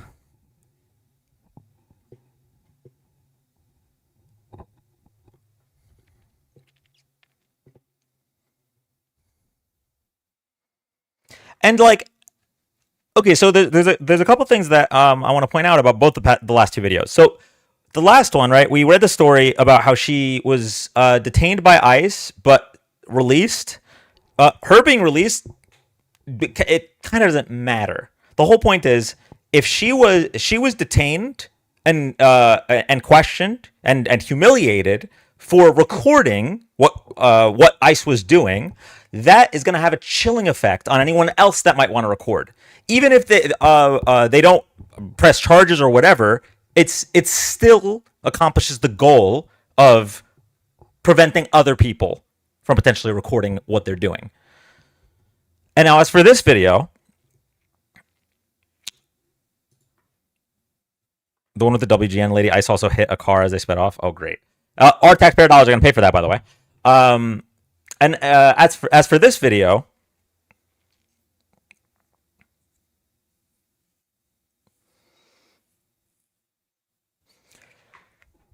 what is to stop just human traffickers from putting on a mask and abducting people? If ICE can conduct themselves in this way, and you're just supposed to let it happen.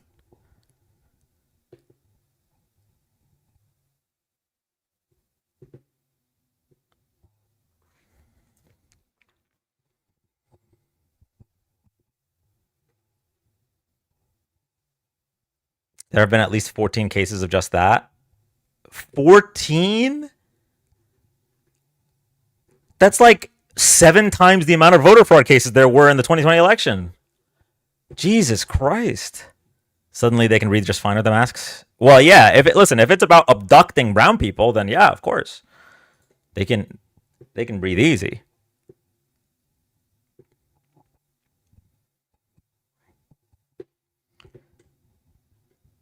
Video shows federal agent shoot Chicago pastor in head with pepper ball during Broadview ICE protest. Disturbing video. This is out of Broadview, where a federal agent is seen firing pepper.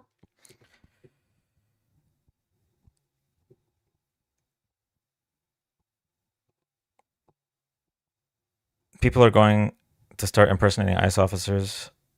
The pastor one is awful. All right, viewer discretion is advised. Are they considered federal agents? The priest one was like a month ago. Crazy how it's just now getting traction.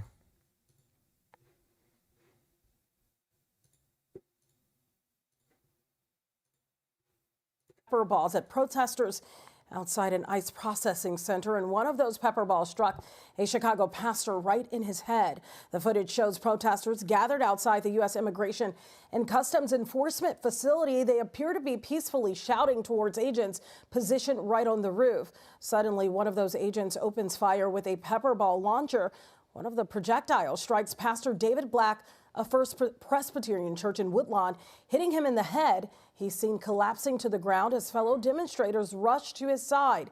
In a response to this incident, the American Civil Liberties Union released a statement Monday saying Pastor Black and other demonstrators are seeking an emergency court order to stop what they describe as the, quote, illegal and brutal suppression of their First Amendment rights. DeSantis won the appeal?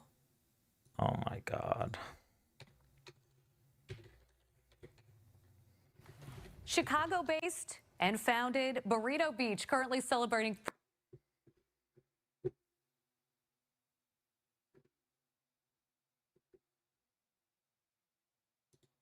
Alligator Alcatraz snaps back to life after judges' reprieve of Florida's migrant jail. The deportation hub seemed on the point of closure, but has been revived as a black site. People are being disappeared.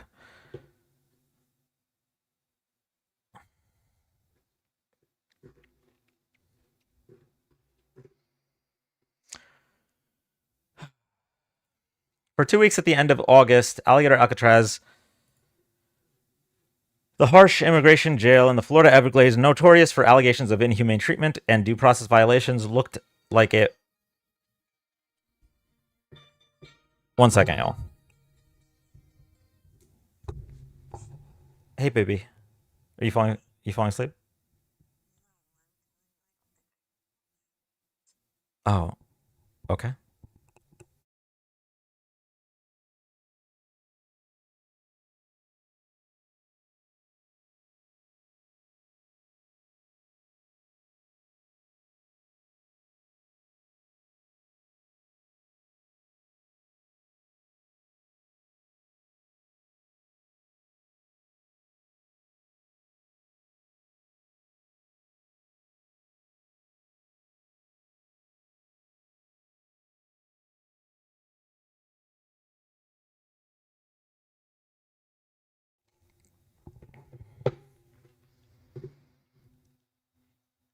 A district court judge ruled that its hasty construction in the fragile wetlands breached federal environmental laws, and state officials appeared to be complying with her closure order by shipping out hundreds of detainees and winding down operations.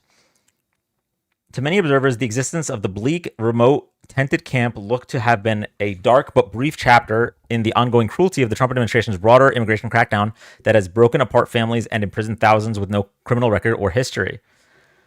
The two Donald Trump appointed appeals court judges, one whose husband has close ties to the Republican Florida governor Ron DeSantis, stepped in. Not only did their pause on Miami Judge Kathleen Williams' order allow DeSantis to keep Alligator Alcatraz open, it seems to have supercharged activities at its flagship detention center. It's roared back into action, said Noel D'Amico, the director of social justice at the Worker Circle, an advocacy group that has helped to organize vigils attended by hundreds of protesters at the jail every weekend since it opened in early July.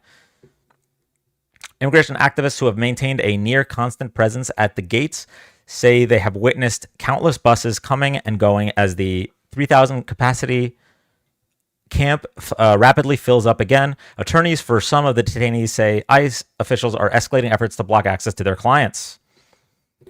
The Miami Herald reported that hundreds of Alligator Alcatraz captives of the estimated 1,800 held there in July ahead of legal maneuverings had since dropped off the grid.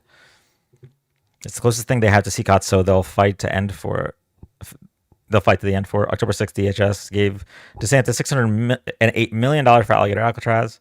Check Discord.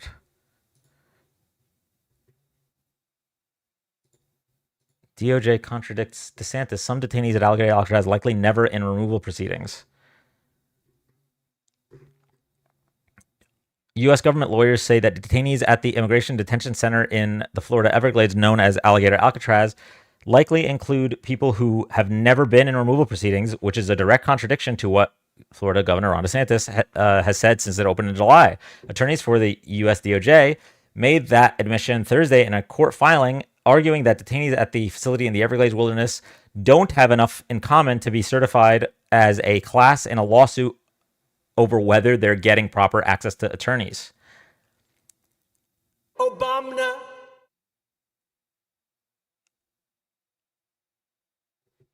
Thank you, Ms. Sunflower. A removal proceeding is a legal process initiated by the U.S. Department of Homeland Security to determine if someone should be deported from the United States. The DOJ attorneys wrote that the detainees at the Everglades facilities have too many different immigration statuses to be considered a class.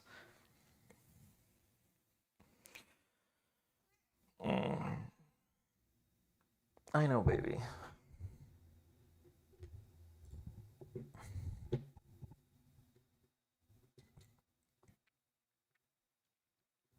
Objection! Thank you, Miss Sunflower.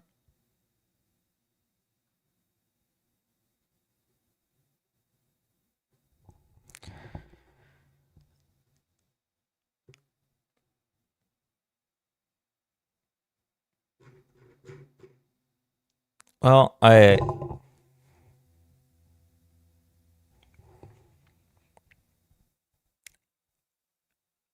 think I might have hit my legal limit for news today.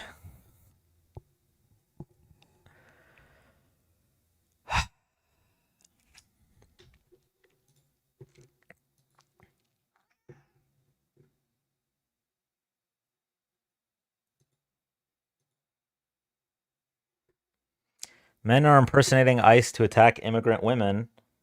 MAGA emboldened them. Nearly impossible to distinguish between real and fake immigration agents. Men have allegedly lied about their identities to intimidate, kidnap, and rape women.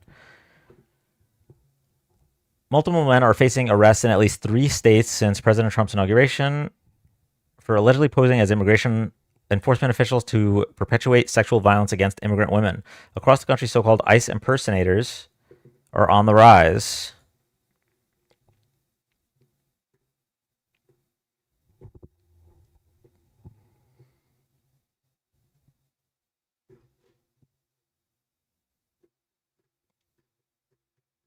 Authorities in at least 3 states have arrested individuals allegedly impersonating immigration and customs enforcement officers at the time when real ICE agents had been ramped up immigration enforcement efforts under the Trump administration. It's charged with kidnapping and impersonating a police officer after allegedly detaining a group of Latino men along Charleston County Road. Johnson is accused of willfully and unlawfully presenting himself as an ICE agent.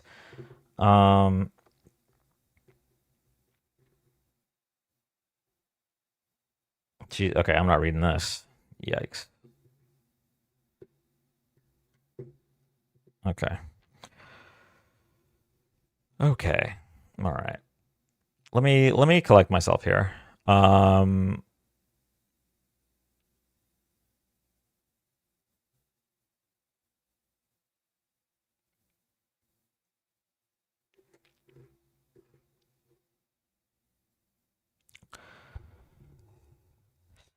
How about we all have a drink?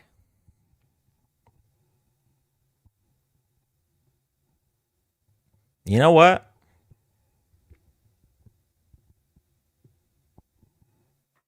No, his approval's not at 19%. That's just rage bait. Start the debates.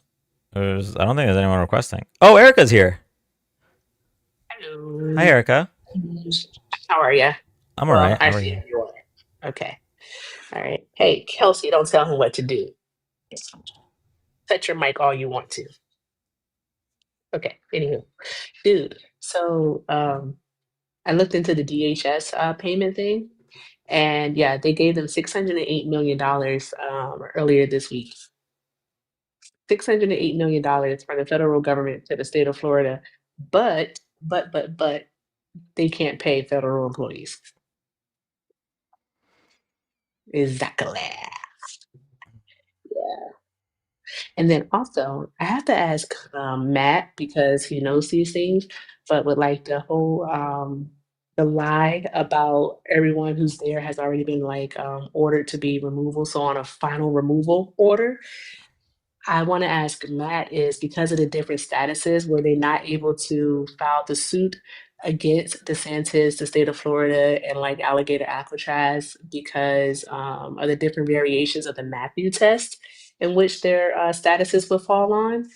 And a Matthews test is basically something that is from a case. I got to look more into it, but I learned this from Matt. And it basically determines the level of due process one is entitled to. Hmm. So, yeah, it's called a Matthews test. So yeah. I had never heard of that. Good to know. So I'm gonna ask him to see because I think this is very important. This is something that's flying under the radar that many people aren't talking about. So, and then did you hear about Idaho? Yes, we talked about that Yeah. briefly. I was like, I think that one is important, but it's too much like speculation and conjecture to come to any type of like final conclusion on it, like what the reason is behind it, since it's something that's been going on since like 2017, they've been planning for. So, yeah, it's a lot, Dan. It's a lot. Yeah.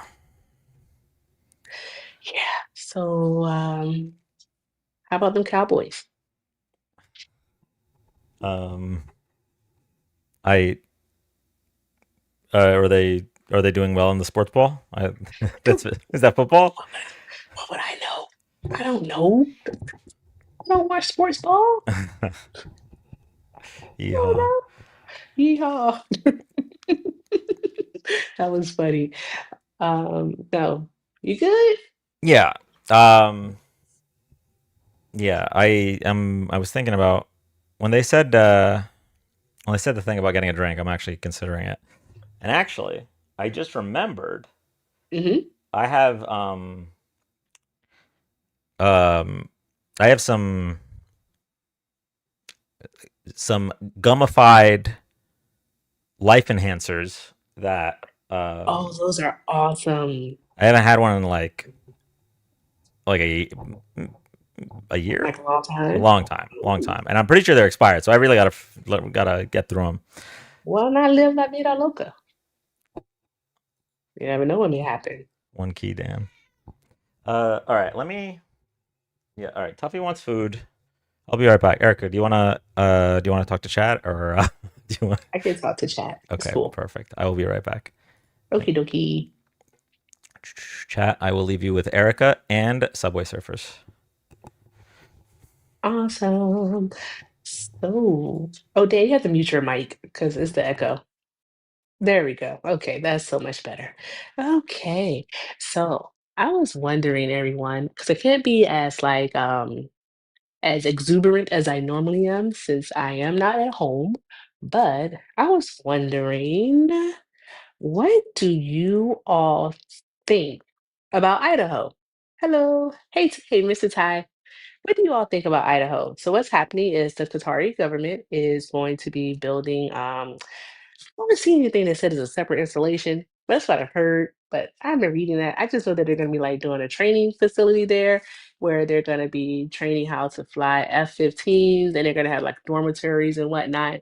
This is a deal that was in place since 2017, and it's not like we haven't had foreign nationals on our soil before learning military stuff because we've done it with Singapore, we've done it with Saudi Arabia and other countries. So it's not like it's anything that's new. Yeah, it's nothing new. It's just that it's Donald Trump. So that's why it seems suspicious because he's super I'm sus. beating him awfully badly. Yes, you are. All right. Now, with that being said, I think I think that that plane that he got, that jet that's going to end up with the Trump library after his presidency ends, is that was to grease his palms. I can talk about conspiracy stuff because certain people aren't here and Dan's not around. So we're going to talk about conspiracies. All right, the person's not here. So I think that was to grease his palms to get the deal to go through. Also, another thing that I do think is that this whole deal is suspicious because Qatar, as that's how they told me I was supposed to pronounce it. So Qatar is the home of the H group. It's literally the home of the H group and other extremist groups. And so it's very odd that they're being allowed to build such a facility. But I also think that it's Trump's repayment to them because he is going to be opening up a luxury golf course over in the capital of Qatar. And then he also lied. It's a lot to attack. Follow me. All right.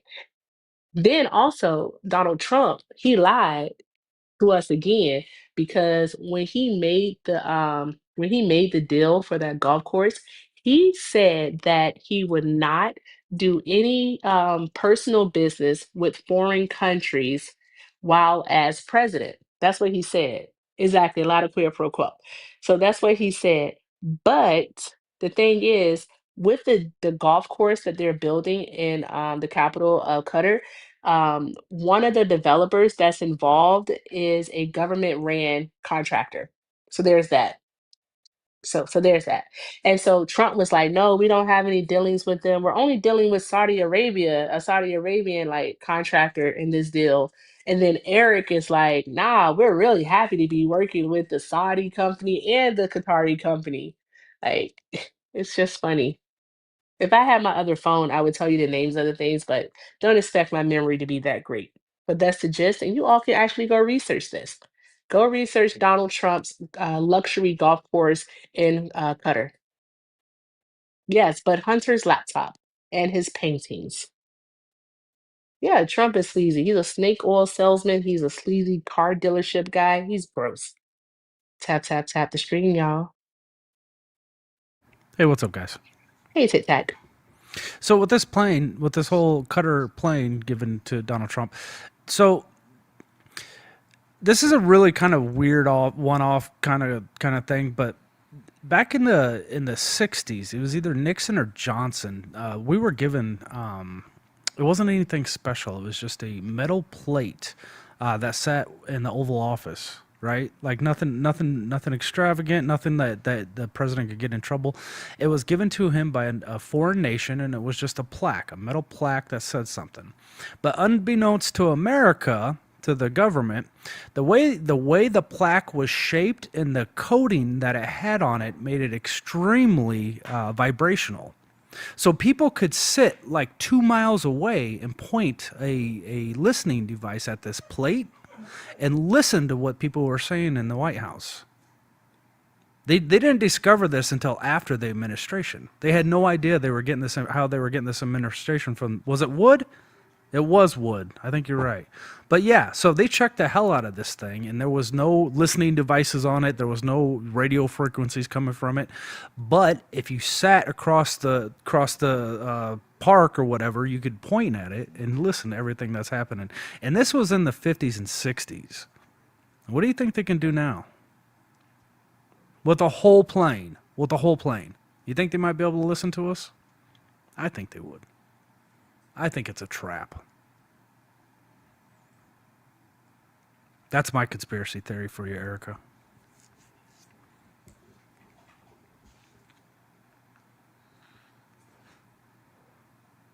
Also, what'd you guys think about that round table? Did you guys watch that? The one on Antifa? Is that what it...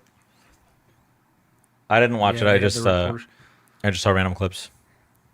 They had Cam fucking Higbee up there in the White House saying that shit too. Well, I don't think he actually talked, but he was sitting next to the people that were. It was disgusting. He's a TikToker, far right wing Christian nationalist here on TikTok.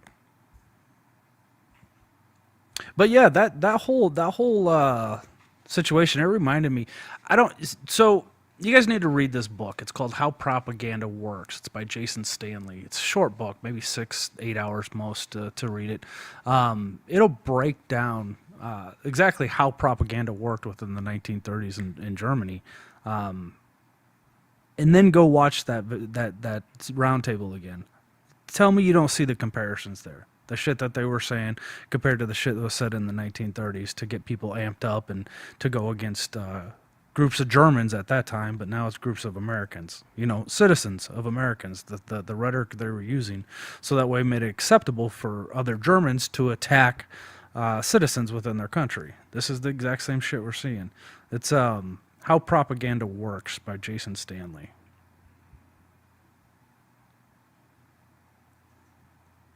Dan, are you fried tonight, man? Not yet, but... No? Wasn't a little too much with the news? Oh, that kind of fried. Yes. Thought you were talking about the other kind. Oh, no.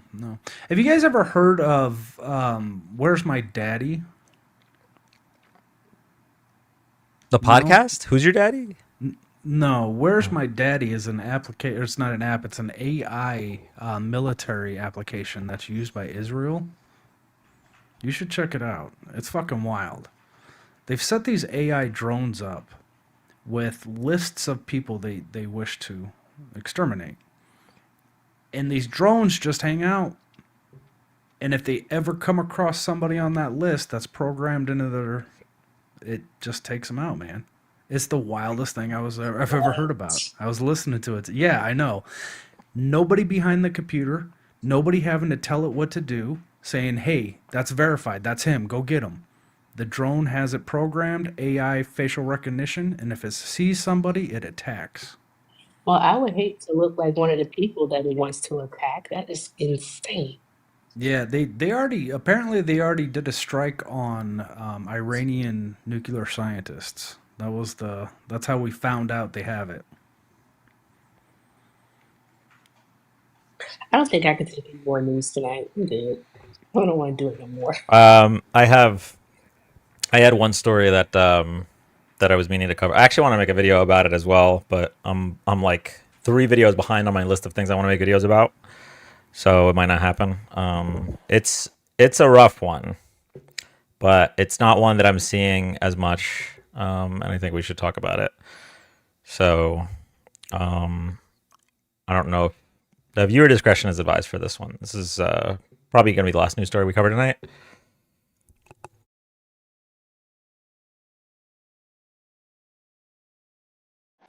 Unable to stand, covered in his own urine, a Minnesota postal worker rolls around on a jail cell floor, arrested for a crime he did not commit. Our investigation finds how Kingsley Bimpong ended up behind bars is the real story. Earlier that night, Eagan police spotted Kingsley driving the wrong way into oncoming traffic and stopped him. According to the police report, Kingsley was extremely confused. Where do you live? I don't know. A drug recognition evaluator, or DRE, responded. Their officers specially trained to detect drug-impaired drivers and spot the difference from those having a medical emergency. But instead of doing the evaluation he was trained to, records filed in a federal lawsuit show the officer is heard on body cam saying it would just be a whole bunch of time wasted. So that right there is so fucking infuriating to me. And I don't know if charges are going to be filed or anything, but the fact that they're just so... He was so blatant about like, what's the point? As if like a person's life couldn't be in danger. Instead, Kingsley was charged with DWI and sent to Dakota County Jail. As he lay on the floor in obvious distress, guards documented inmate and cell okay. Paperwork says they checked on him and he was okay. He was clearly not okay. What was he? Dying. Kingsley was having a stroke. By the time he was taken to a hospital, he was declared brain dead. The state crime lab later confirmed there were, in his system, no drugs. Eagan police, along with the Dakota County Sheriff, declined to comment for this report. You can find our full investigation on KARE11.com and streaming on KARE 11 Plus. Yeah, so I was a paramedic for my entire career before I was medically retired. Strokes, you can't always tell. You can't always tell. That was extremely easy to tell. That was extremely easy to tell. That was a stroke. Cops, they... And it just...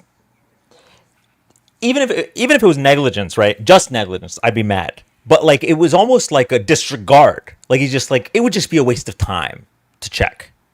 Like, look at him. Obviously he's on drugs. Like that's essentially what the cops said. It would just be a waste of time. Absolutely infuriating. Someone asked what state this was in. 1 second.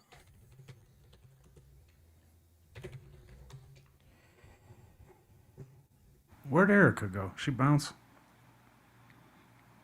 So much for her. Minnesota.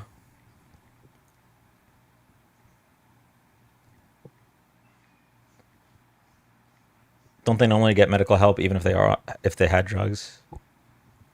That topic was too much. Yeah, I don't blame her.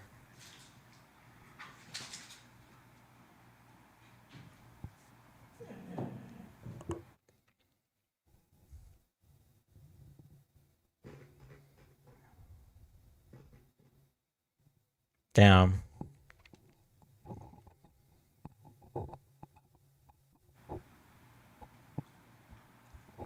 Do you even feel like debating after that?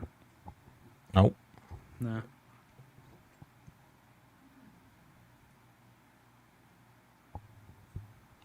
Yeah, no, they should have had the ambulance out there for sure. When he doesn't know where he's at, who he is.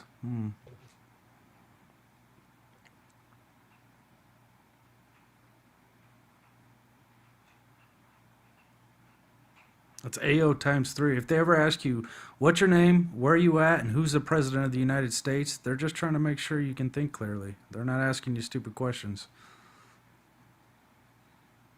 They're judging your impairment.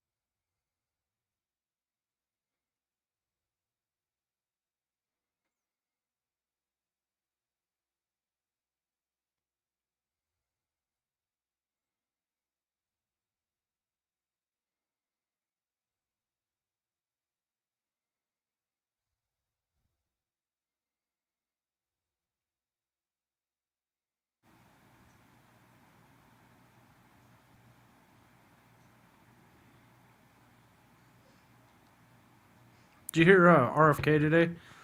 My wife started freaking out. Apparently, he said babies are born in the placenta. I don't know what the fuck. Yeah. She's like, I think this is it. This is the one that's going to make me move to Canada. That's what it took.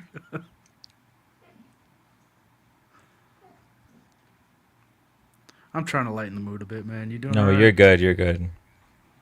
I texted Erica real quick. I don't understand how he's still here. How we are still here as a society. Yeah. Ugh. You know, I really thought about just doing Mario today and not covering the news. So I figured we'd get here. And here we are.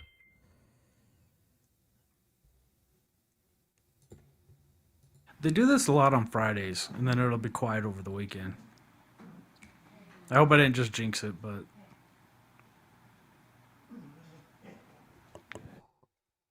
Say this again? I'm sorry, Tsukai. Said they do this a lot on Fridays. Oh. They do this a lot on Fridays, and then it's typically quiet over the weekend. If that's a little bright light, I guess.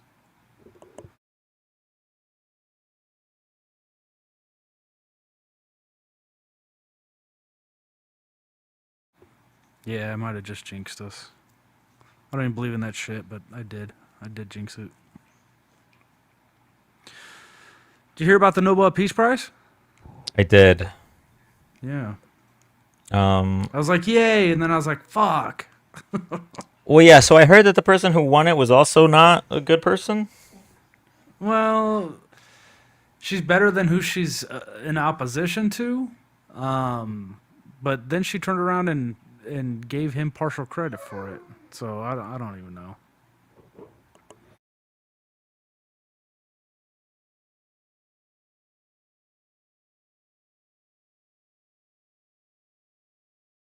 I don't know much about her. I just know she's adamantly opposed to the dictator Maduro. So that's. I guess she's not as bad. I don't know. Do you know anything about her? You know what? Let's look into it right now. Nobel Peace Prize winner. Hey man, I had a thought. Do you think maybe he's bailing out Argentina now so that way when Nuremberg 2.0 comes through, he'll have some place to go like they did in the first regime? I actually said this like an hour and a half ago. Did you? Great minds, yeah. Okay, Machado, is that her name? Maria Machado. Okay. Venezuelan politician and activist, a prominent opposition leader to the governments of Hugo Chavez and Nicolas Maduro. She served as a member of the National Assembly. She's considered a liberal conservative politician. People in America are like, huh, what? Okay. Let's see here.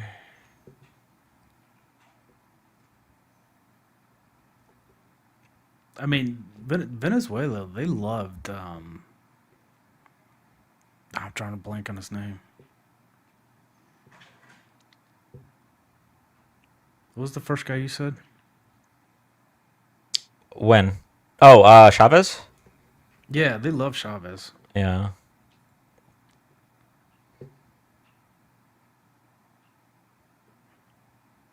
Did Chavez put Mercado in place, or was he elected?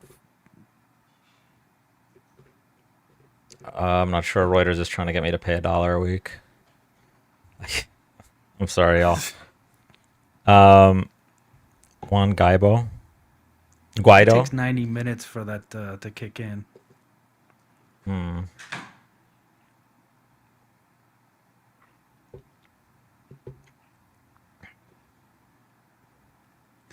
I made a bunch of RSO this weekend. I don't know if you know what that is, but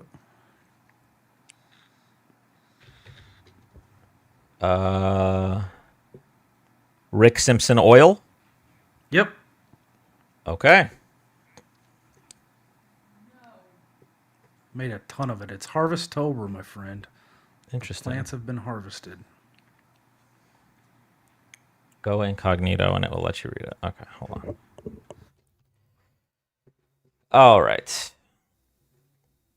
Maria Machado, 58, was born in Caracas, Venezuela. She's an industrial engineer by training, and her father was a prominent businessman in Venezuela's steel industry. Her upper-class roots have made her a target of criticism from Venezuela's governing Socialist Party.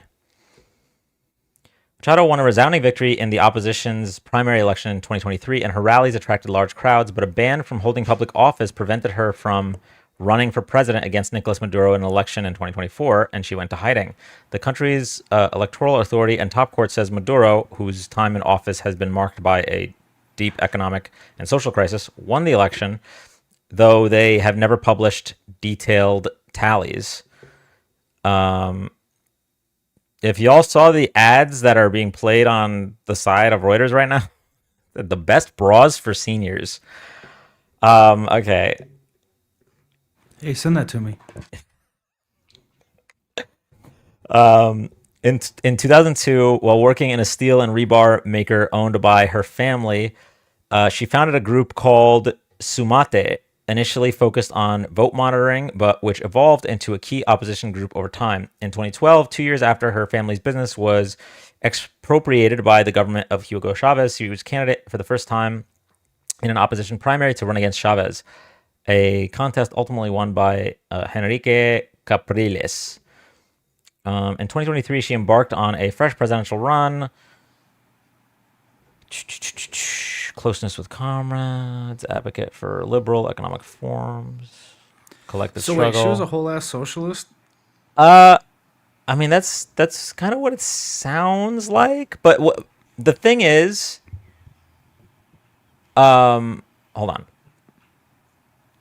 The privatization of state-owned enterprise. No, she's the opposite. Machado advocates for liberal economic reforms, including the privatization of state-owned enterprises such as Venezuela's oil company. Well, she wants to nationalize the natural resources, that's, I mean, that's not socialist, but it's sure is not capitalist. Yeah. So I mean, from what I'm reading, she sounds okay. I guess I happened across a Facebook post. I don't know why I still go to that website, but I happened across a Facebook post. I guess from the far left in the United States. It was like the People for Bernie Sanders or something like that. Which that Facebook group is lefter than Bernie Sanders, but and they really don't like her. So maybe that's what it is. Yeah, I don't know. Anyway, I kind of want to stop doing Honestly, this. not my problem. She probably did it just so he'd stop attacking him. Like, if she gets into power, she wants to have it as good grace. So she's like, yeah, he helped me with this too. Just to, I don't know, stroke his ego, I guess. I don't know. Or maybe she likes Trump, and if she does, fuck her too.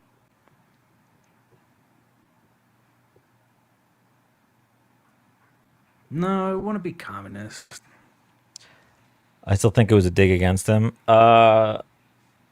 It sounded like that, Steph. I actually thought that too when you read the first quote, but then she gets into it a little bit longer, and she does say that he had an impact on the direction their country's going, and like she did kind of, she glazed him a bit. She's not left enough. Take it back. Some leftists said this probably. The Nobel Peace Prize becomes pointless once Henry Kissinger won it. Oof. That's a good point. I didn't know he won it. Okay. Okay, so this is what I'm gonna do. First of all, I am going to thank Tic Tac for all of his work on the YouTube. If y'all have seen more videos and shorts going up on YouTube, it's like 99% of it is Tic Tac. So and because of how little I'm going live, he's squeezing blood from a stone. Like he doesn't have a lot to work with lately. So if we get some W's in the chat for Tic Tac, I do. Thanks, guys. I am thinking about. You had mentioned if I upload the vertical VODs, like those, I imagine those would be better to work with for shorts, right? I could upload some. For YouTube, you got vertical on YouTube. Yeah. Yeah, I could use those. Okay. I mean, they're not bad. What I'm doing now isn't bad. The only thing is the chat gets in the way sometimes. Right. Thanks, guys. You guys are awesome. Yeah. Whereas the VODs that I have of TikTok don't have chat in them. So, hey Brett. Tic Tac ain't shit. Brett is actually better than me in everything, all ways of life. He proved it to me one time. I accepted it. Empirically? Yeah. Empirically. Fucking dog, man. My dog's having a fit tonight. I got a shepherd. He's loud. What's up, Brett? We were just doing some news, and now because we did the news, we're all depressed, so we're just hanging out. Damn, man, I'm missing the lives lately. I hope I haven't missed a crab rave. We've only had like one crab rave in the past couple months, so. Actually, I gotta do a clip of that. I'm gonna clip one of those. The crab rave. It hasn't come across in quite a while, so. Oh, okay. Hold on. So, I just discovered the YouTube comments that YouTube blocked. I never knew that thing existed. Like, I never knew that page existed, that all the comments that people left that were blocked. And I think it might be worse than TikTok. I think YouTube commenters might be worse than TikTok commenters. Oh my God. It is. Yeah, man, they get away with a lot more shit. Are you going to need to read those aloud, Dan? No, I can't. I cannot. I'll be banned. It's a lot of slurs in there. It's all 4chan. Yeah, it's wild in there. How do I induce a crab rave? So okay, it used to be 3 ways to get a crab rape going. Method 1 was we get to 500,000 taps. But that doesn't happen nowadays. Method 2 is we hit a new like milestone.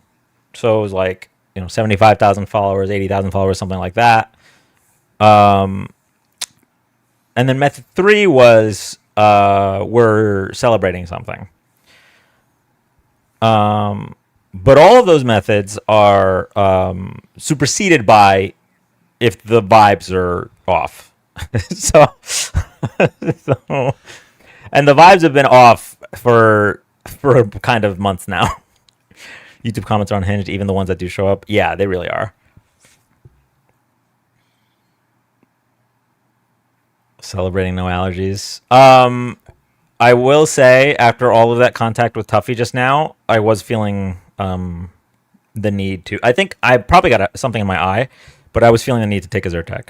That's still the first one in 3 days where I used to take them daily, so that's still progress.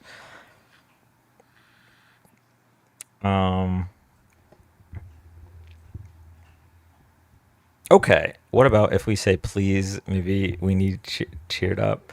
You know what I can do though? Let me take a look at the YouTube. We haven't looked at the YouTube in a while. Are you gonna do a crab rave right now? No. Oh. They're trying to get me Present to. for one. Like I've been in the comments. I've never been on the panel though. Hey man, we should do a crab rave. Highly vibe dependent hurt. Yeah, it really is.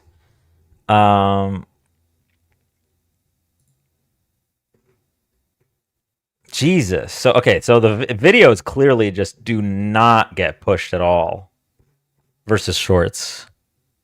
On YouTube's, yeah, man. I'll get like 30 views if that on the, and then the shorts I'll get 1,000 maybe. All right, let's If see. that. Let's see some of TikTok's hard work here. Okay, so we're gonna go to the shorts. Like, look at all of these from one live. And I asked you, what do you mean by that? Every time a Republican leaves office, the economy is good. And I was like, that's not true at all. I mean, when Bush left office, the economy was bad. When Trump left office, the economy was bad. And you're like, okay, well, Trump had a record low unemployment. That's not true. Is that loud? I feel like it's loud. Existing condition. Hold on. Is there no way to adjust this? I use CapCut, but I'm actually going to talk to Dan about. I found another program that I like, and I wanted to see what your thoughts about it were. I'll talk to you later about it, though. Okay. What's your opinion on the right's reaction to Bad Bunny being the halftime performer? I mean, it's just open racism, like always. Like you have Tommy Lauren, not Tommy Lauren. Sorry, I mixed up the. I apologize to white blonde women fascists. I mixed you guys up. Not Tommy Lauren. What's her name?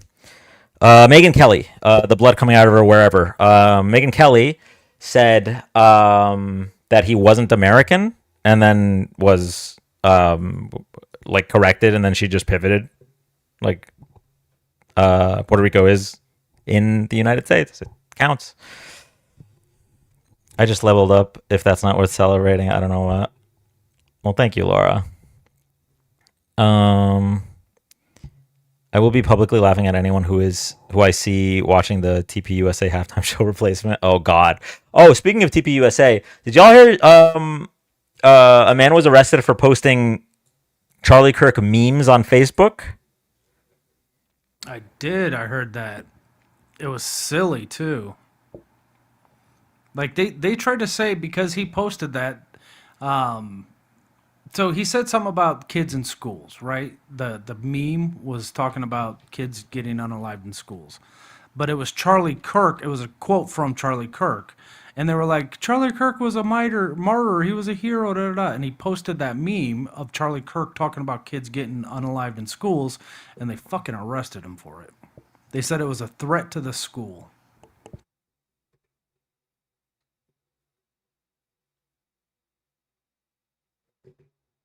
Oh, I'm sorry. Yeah, it was a Trump quote to get over. Yeah, it was Trump saying we just have to get over it. Right. Yeah. Right.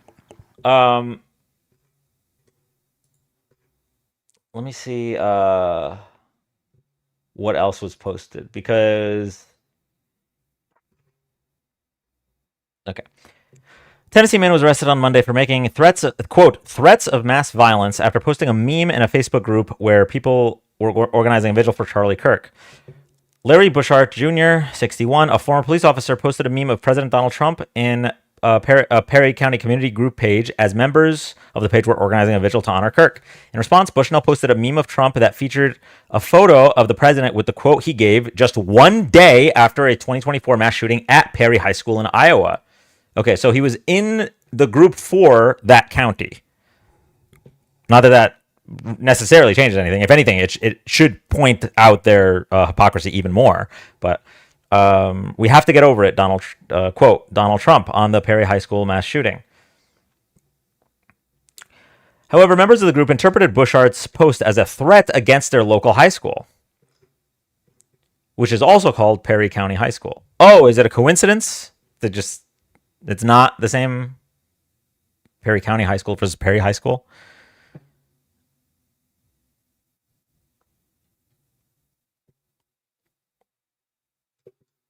What's the requirements for a raid? Wait, you mean the crab rave? So as a mom, I would have reported that too.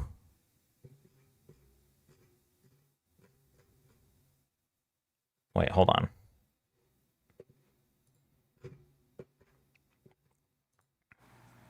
The quote from Donald Trump, you would have reported that as violence? Wait, I'm gonna try to get the exact picture that he posted.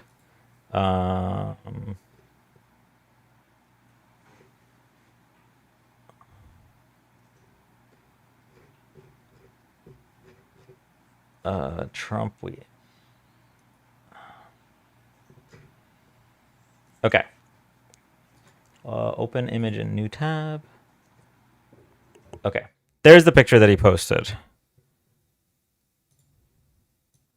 It says, "We have to get over it. Donald Trump on the Perry High School mass shooting one day after."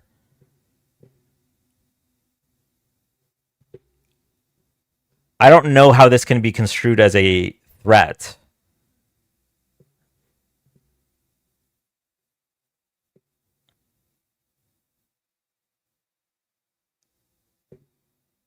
Yeah, I'm not buying it. That's not a threat.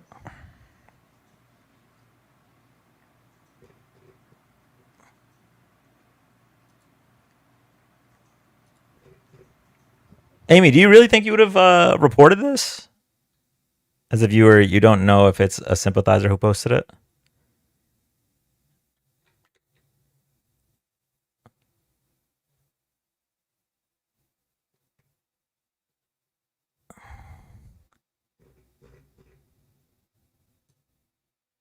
I mean, if anything, we should be reporting Donald Trump, right? He's the one that said it. Yes, my kid's school was shut down today for a suspicious person. I just don't understand. Like, listen, I get it. I don't have kids, so I'll speak to the moms of the chat or moms or dads of the chat. But like, I don't understand how this is a threat. He posted it on a on a post that was organizing a vigil for Charlie Kirk, and he's posting it to point out the hypocrisy of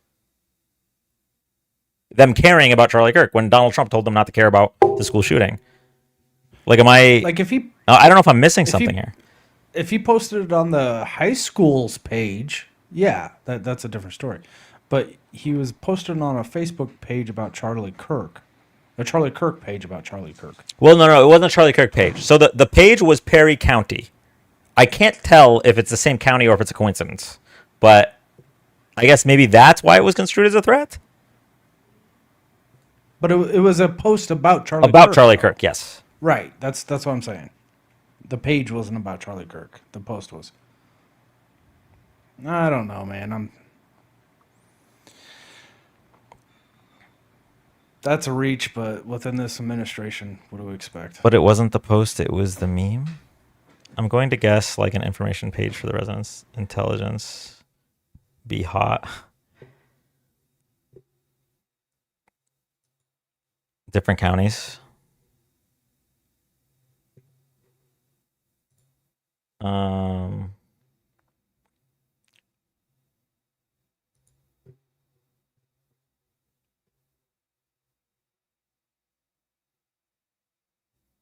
The other meme included a picture of Charlie Kirk in the moments after his death. While the Kirk meme is clearly insensitive and meant to elicit a reaction from the Facebook group, the Trump meme was a direct quote taken from the president. If someone thinks that that's a threat, I have major questions.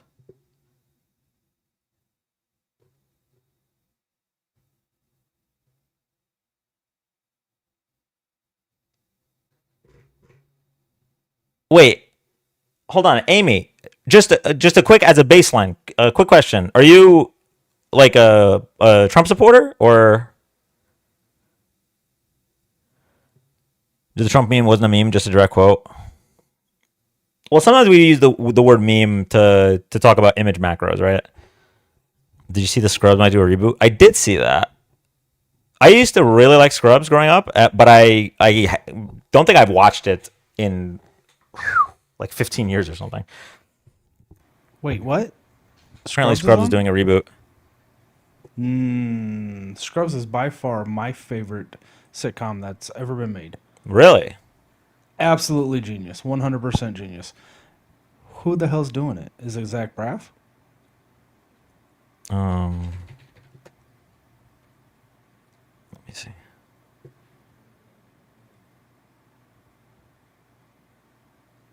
Just watch out for the tackling Alzheimer's patient.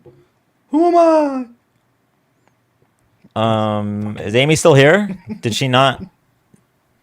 I'm just curious to get a baseline if we're talking to like a brain user or not. I'm just curious if it's a Trump supporter or not. That's all. Well, they still use them. It's just like, If one were to just see those words, regardless of who said them, it's hurtful as a parent of a victim. Yeah, but that's not a reason. Yes, I am a Trump supporter. Oh, just say it. Thank you. Oh my God, I was trying to understand where you're coming from. Oh, you're a Trump supporter. Okay, you got it. I totally understand. Jeez, how is that a threat? So just so we're clear, it could be insensitive, but we're not arresting people for being insensitive, right? It's Trump. Trump would be long locked away. Oh my God, I'm glad we straightened that out. Thank you, Amy. Okay, Amy, why are you a supporter of someone who's either a child molester or is covering up for child molesters? Can we talk about that, Amy? oh, she's a Nice Q. mom. What She's kind in of Q. mom is this? She's in Q. It has nothing to do with Trump. No, it does, because Trump affects the way your brain works. Okay. Hi, welcome up. Before, actually. I am not coming at this from a Trump supporter thing. I'm literally trying to say, when somebody posts something in a county, like if it was my county, Mm-hmm. and they named a high school in a meme, and I didn't even see anything other than Perry High School mass shooting, and my kid's high school was mass shooting, or like my kid's high school is named Perry, and they hadn't had a mass shooting, I would assume that's like I don't know, and I can see why somebody would report that. I think it's a further reach to say this is a Kirk-related reason why they got arrested or whatever. I'm not saying it's valid. I'm not saying it's whatever. I'm saying I can see one way that is they thought they were under threat for their kids' high school, and they're going to immediately do that because it's such like a real thing. Who is the one threatening the high school? Trump? Well, so I don't know if there was I don't know anything about that meme. I've never seen it. And I'll be honest, I don't know if there was a high school named Perry High School that has already had a mass shooting. There was. So that's what I'm saying. Like, I don't think people knew if that was their Perry High School or if it was something in the past. I think somebody saw that and, hey, that's my kid's high school. I think I think you're it's more stretching it. innocent. I think you're stretching it. How is that more of a stretch than saying somebody in America was arrested for a Charlie Kirk post? No, that's not I don't what. think it was I don't think he was arrested for a Charlie Kirk post. But that's what I you think guys they were were saying. flexing. I think they were flexing their authoritarianism on social media and freedom of speech. I don't think. I'm not saying no, so this you're was saying that. So I Charlie get you're Kirk. saying they're flexing their authoritarianism because of a Facebook post. That means you say they're arresting somebody who disagrees with their political point of view. Correct. Right? Yeah, So 100%. Yeah. why would that be less of a stretch than saying, hey, I have a kid who goes to Perry High School. This seems like this guy might be saying there could be a mass shooting. If I don't know the history of No, all that's the the Perry high stretch. schools in the country, Okay. I think that's so much less of a stretch. No, I think it's I pretty think- well you known guys that there are was a very mass shooting there. assumptive. No, Like- I need to call this out really quick. Okay. If you see a direct quote from Donald Trump, but and you your don't first say thought, that rather you than have just to do Googling it, if you don't know the context, hold on one second. You don't know the context, even though it's providing the context. Yeah. And you're assuming that you're the only Perry High School, and you're assuming that somehow this person has a quote from Trump tomorrow, because this says one day after, and you don't just Google it for the context and instead call the police, you're saying that that's a bigger stretch? I am literally not saying that's exactly what I would do. I wouldn't Google it.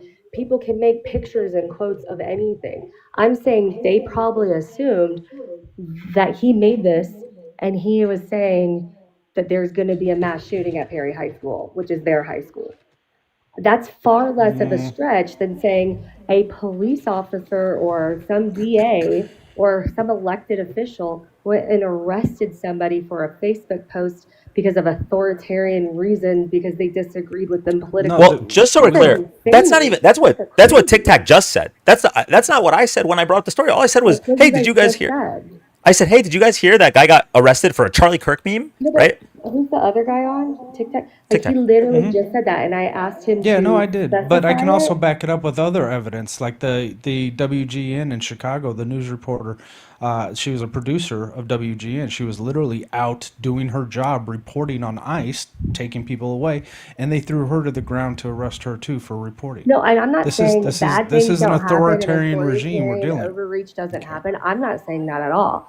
I'm saying this. I'm saying it's specific happening in thing. both of those. Well, you guys made it seem like I was being a crazy person for saying, as a mom, I can see where that reached that level where somebody called the cops. You said as a mom. No. I'm going to stop you right there because we don't do gaslighting. You said as a mom, I would have reported this too. That's what you said. I might have, yeah. Like Yes, if okay. I saw my kid's high school but here's the thing is I probably wouldn't be so reactive, but I can see where people have reached that level. Like I said today, my kid's middle school went on lockdown because of a I'm sorry, I can't even talk right now. I've been working for 12 hours today. A suspicious person was in the area. So parents are very reactive right now because nobody wants their school to be the next school and they don't want to be the one that didn't say something. So it's less of a reach to say somebody called. I'm not saying it's appropriate or not. Like I can see where I would be like, if I was middle of the night and saw that, oh my gosh, I better get the word out. I hope I wouldn't do that. I hope I wouldn't put an innocent person for something that's unrelated to my actual high school. But you kept saying, is this a coincidence that's Perry? It's like, no, that's literally probably why he got arrested was because it was Perry County and the high school there is Perry High School and somebody thought he was threatening the school.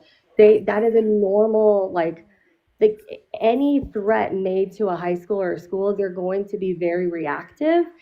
It's not an authoritarian because It wasn't a threat. It wasn't But even close to a it wasn't direct a threat. threat. The original report was someone had posted a hate meme.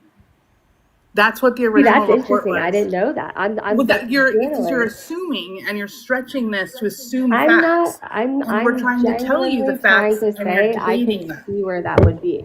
But hey, can I ask you a question about that? What? When somebody makes a threat, and this is me genuinely asking, when somebody makes a threatening post against a high school or something, is that classified as a hate post? No. What is that classified as? It depends on what the post is. No, that's This that's isn't why a I'm genuinely threat, asking. though. This is a quote. It is a I'm- literal direct quote. I'm gonna keep it a buck with you. If posting a direct quote from Donald Trump is a threat, then maybe you shouldn't have voted for Donald Trump. I don't think anyone said that. I think they were genuinely concerned their high school was being threatened for a mass shooting, and so somebody They weren't. That's The person far that less of a reported it- reach. The person that if you read through the court record or the arrest report, the person that reported it had gotten into an argument with this guy in the group and then reported him to police for a hate meme because other people were getting arrested because they were posting Charlie Kirk memes. That's how this whole thing started. I'll And have then to later read it. on, it I'm became just trying to. mass violence threat. I Is what it think was categorized. I think a lot of times, what you all like are trying to like make this, and you guys are all very angry. If you've noticed, I haven't been angry or aggressive at all. I'm genuinely trying to help bridge this gap that seems to keep forming. That you guys, I mean, like literally before I even got accepted on or whatever, you were saying, "What kind of mom am I?" Because, like, I mean, like you guys are very angry. And I'm going to mute you for a second. There's a lot of background noise. Okay, What's Amy, going thank on. you. Thank you for trying to help me understand. I want you to help me understand this. Now that you know the context of the quote, okay? There was a mass shooting at a high school in 2024. There was a was it 2024? I'm sorry. Not 2024. There's a mass shooting at oh, yes, okay. There's a mass shooting at a high school earlier in 2024, and Donald Trump tells his supporters, "We have to get over it." A day later. A day later. That or not, I was literally talking about. Yeah, no. Now that you know this, you've learned this. You've learned this. Does that bother you? Does that make you mad? That's a completely unrelated issue. I'm asking your opinion as a mother, okay? You're telling me and Tic Tac and Ange that we're mad. Yes, I am mad because you came up. I'm a mother and I would report this, but you didn't report the fucking rapist, okay? You voted for him. He's not a rapist, actually. Oh, okay. Sorry, but he is a sexual assaulter, right? Did you vote for Bill Clinton? Or No, I didn't. I obviously, first of all, not only I love the pivot. I love the pivot. Bill Clinton wasn't on the ballot. It was Kamala Harris. Never raped anyone. Donald Trump was found civilly liable for sexually assaulting someone. Donald Trump right now could release the Epstein files. That isn't, and said, if you care about the release of the Epstein files, I don't want your support. You're not mad because you are too in the weeds. You're lost in the sauce. You're in the cult. You're lost in the sauce and in the weeds. Okay. Like, you're So why didn't you answer my question? Why didn't you answer my question? To manipulate your, like, Amy, stop. I just need to answer the question. Now that you know that Donald Trump, one day after a mass shooting, said we have to get over it, does that bother you at all?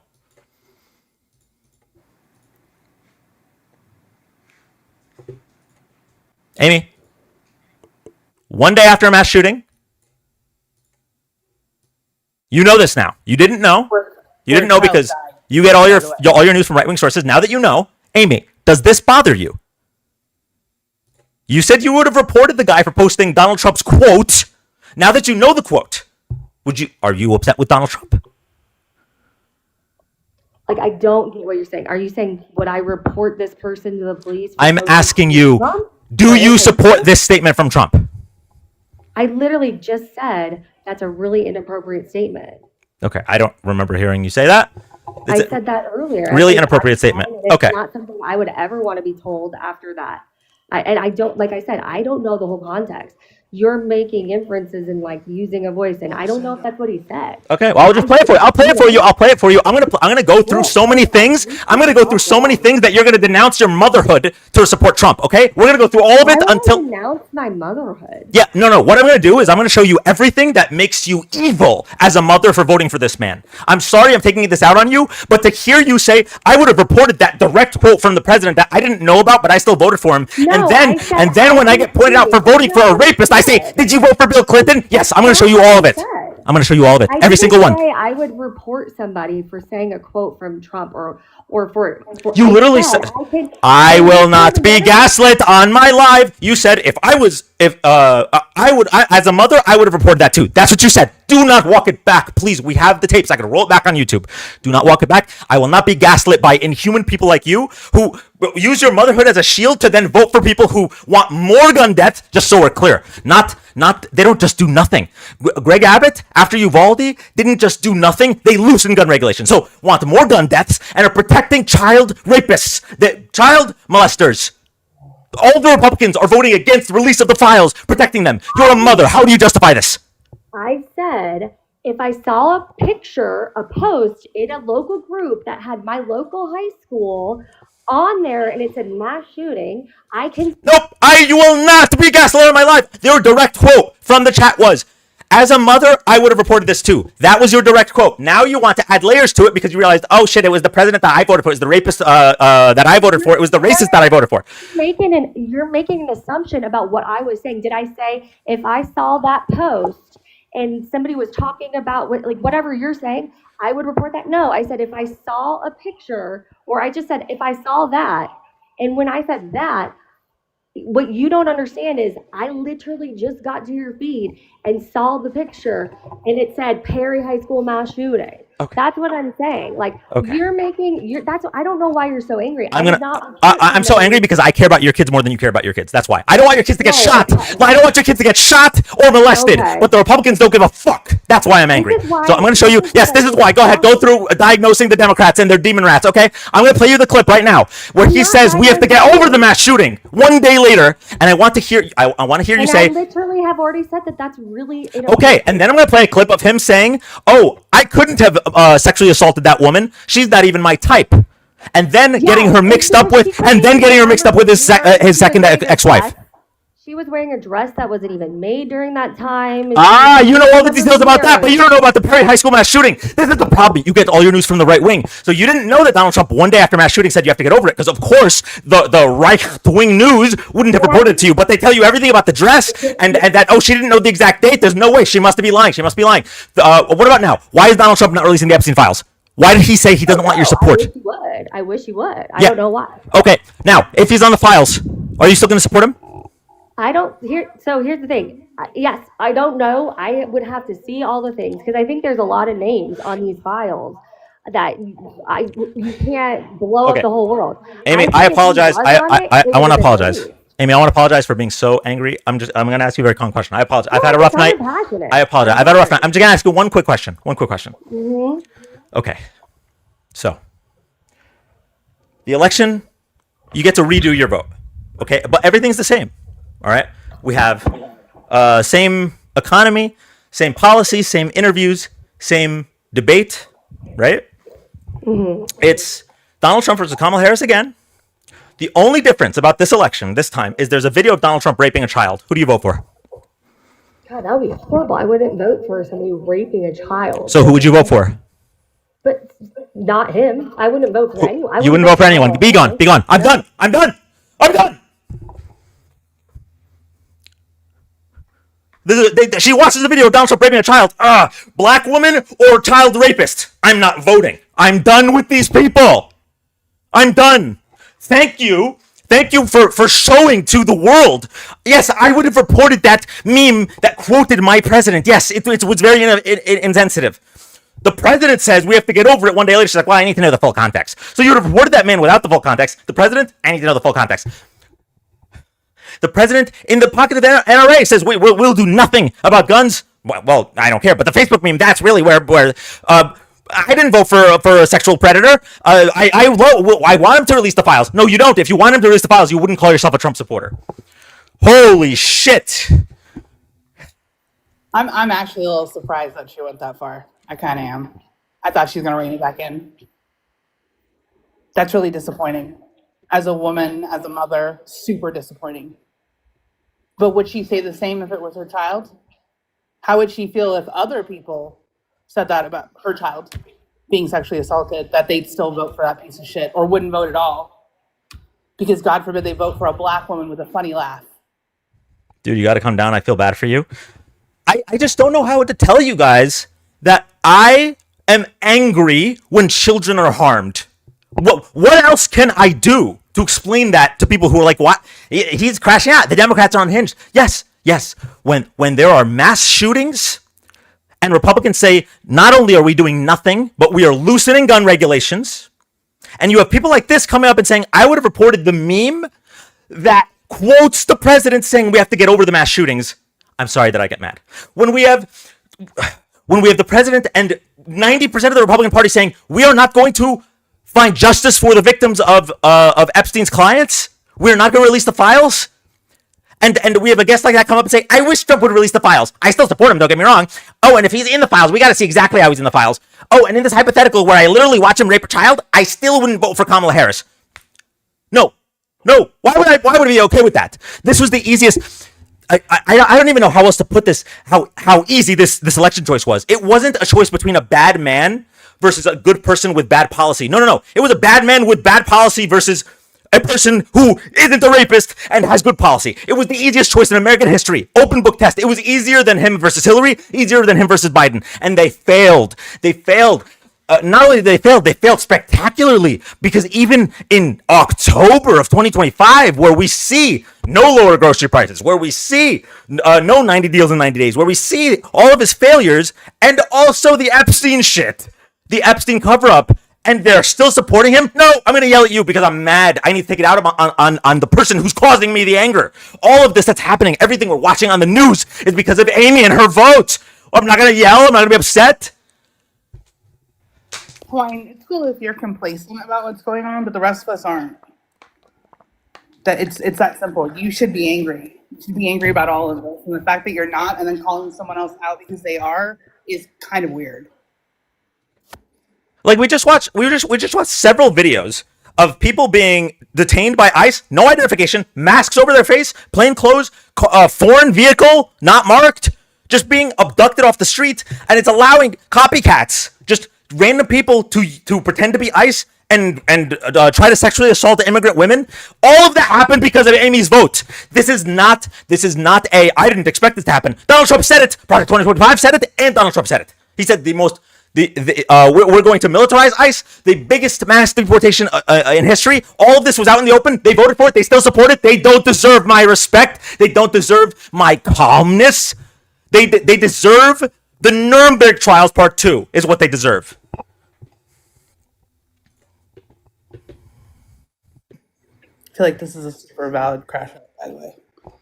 I don't know how more people aren't this angry at this point. Just sit around and it doesn't affect me, so why should I worry about it? It will, I promise. It's gonna affect all of us.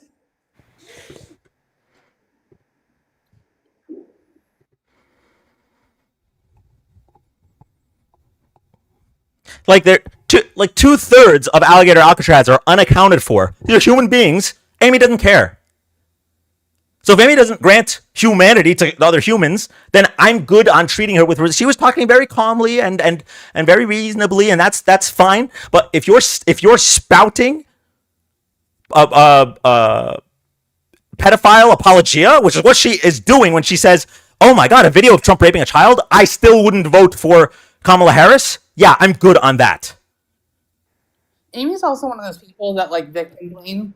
Say, oh, the dress wasn't even made yet, but won't say a word about the fact that he wouldn't give up his DNA to exonerate himself. It's got to be her that's the problem, right? No, that's the thing. I knew the moment that she had said this random detail about the dress, like she knows about. She went detailed into that case and the way the right presented it to her. So she had this random factoid about the dress. I had never even heard about that. She didn't know about the mass shooting. She didn't know about Trump's we have to get over it quote, which made headlines. It was a big statement. We have to get over it a day after a mass shooting. She didn't know about that, but she knew about the dress. Why are you so knowledgeable about the way to protect my rapist president?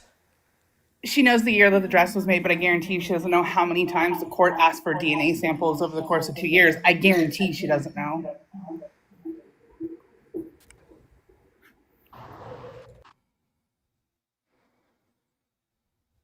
Can't you picture her and the other MAGA moms gossiping about it?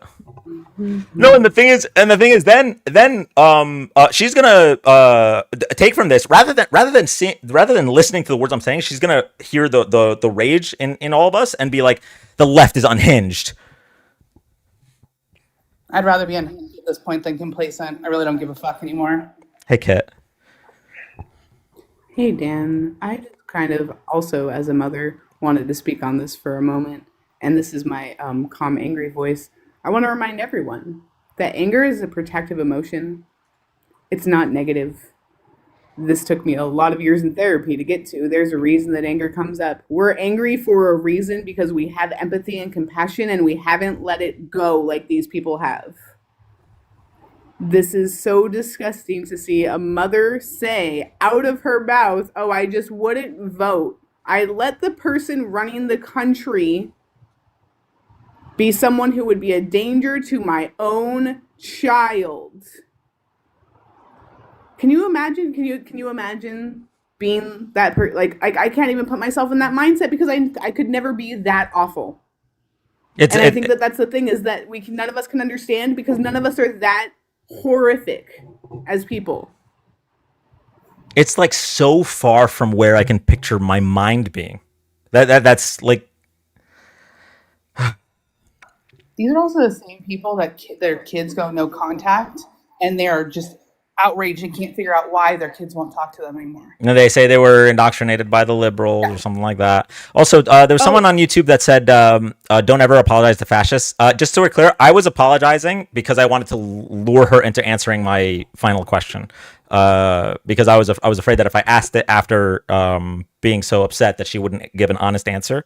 So I apologized to make it seem like I wanted to find common ground, and then I asked her that question, and she answered truthfully, which is that she would still not vote against the child rapist.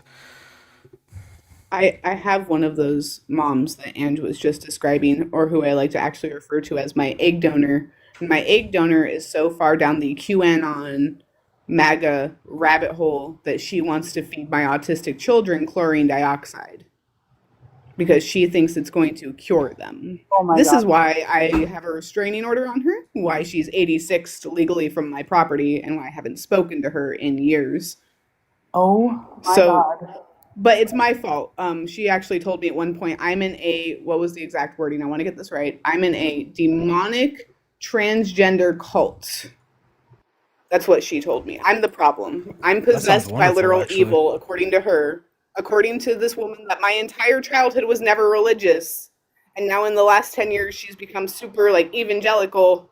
And now I'm in a cult and I'm demonic. Oh my God. Like, this is my life. Like, this is real for me. So I have a question, and you probably a really good person to give me some insight on this. What do you think changed these people that were normal? These were loving parents, these were normal people, and then this man shows up, sells them a shit farm, and now they'll fall into the end of the earth and give up their children and their families and their jobs and their money. What is it about him? I don't get it. I don't know that it was him. And for my egg donor in specific, she was always physically abusive. So I can't say that she was this loving person prior. She's always had a need to control and micromanage everyone's life, specifically mine, as I am her only child. But I know that I think for her specifically, it was her need to always be right. She found this thing, this niche where she could look into these lies, this misinformation, this bullshit, and have a one-up in her mind on other people, and that makes her feel superior. Was there ever a time in just the US history, right, where propaganda was ever this bad? I mean, we've had it, right? But nothing like this, where it's now part of everything that we do. Schools, work, television, movies, everything we touch has some propaganda in it somewhere. I don't ever remember the world being like this. So I'm 32, but I've only ever heard about things like satanic panic, to the point where like even D&D to them was terrifying, and like the Red Scare and things like that. But these are all like historical things to me. So nothing that I've seen outside of this in my lifetime. I mean, we've had cults, like Heaven's Gate. We've had cults, Jonestown, all of that. This is worse. This is an entire group Waco, of people. yeah. Waco, yeah. This is millions of people that are willing to give up everything for an orange guy that doesn't know they exist and has done nothing. It's fear. It's fear and hate. It's so much easier. Sorry, Dan. No, I was just gonna say this isn't Trump. I really do want to push back on the idea that it's Trump specifically. This fear has been planted from the likes of Rush Limbaugh and other people on the right. Trump just harvested this fear that's been planted so effectively, because he went beyond what any other recent Republican would be willing to say. Like someone like Bush, even if certain policies might be pushed a certain way against certain groups, someone like Bush would come to the defense of Islam and say Islam is a religion of peace. The radical Islamic jihadists are a bastardization of that.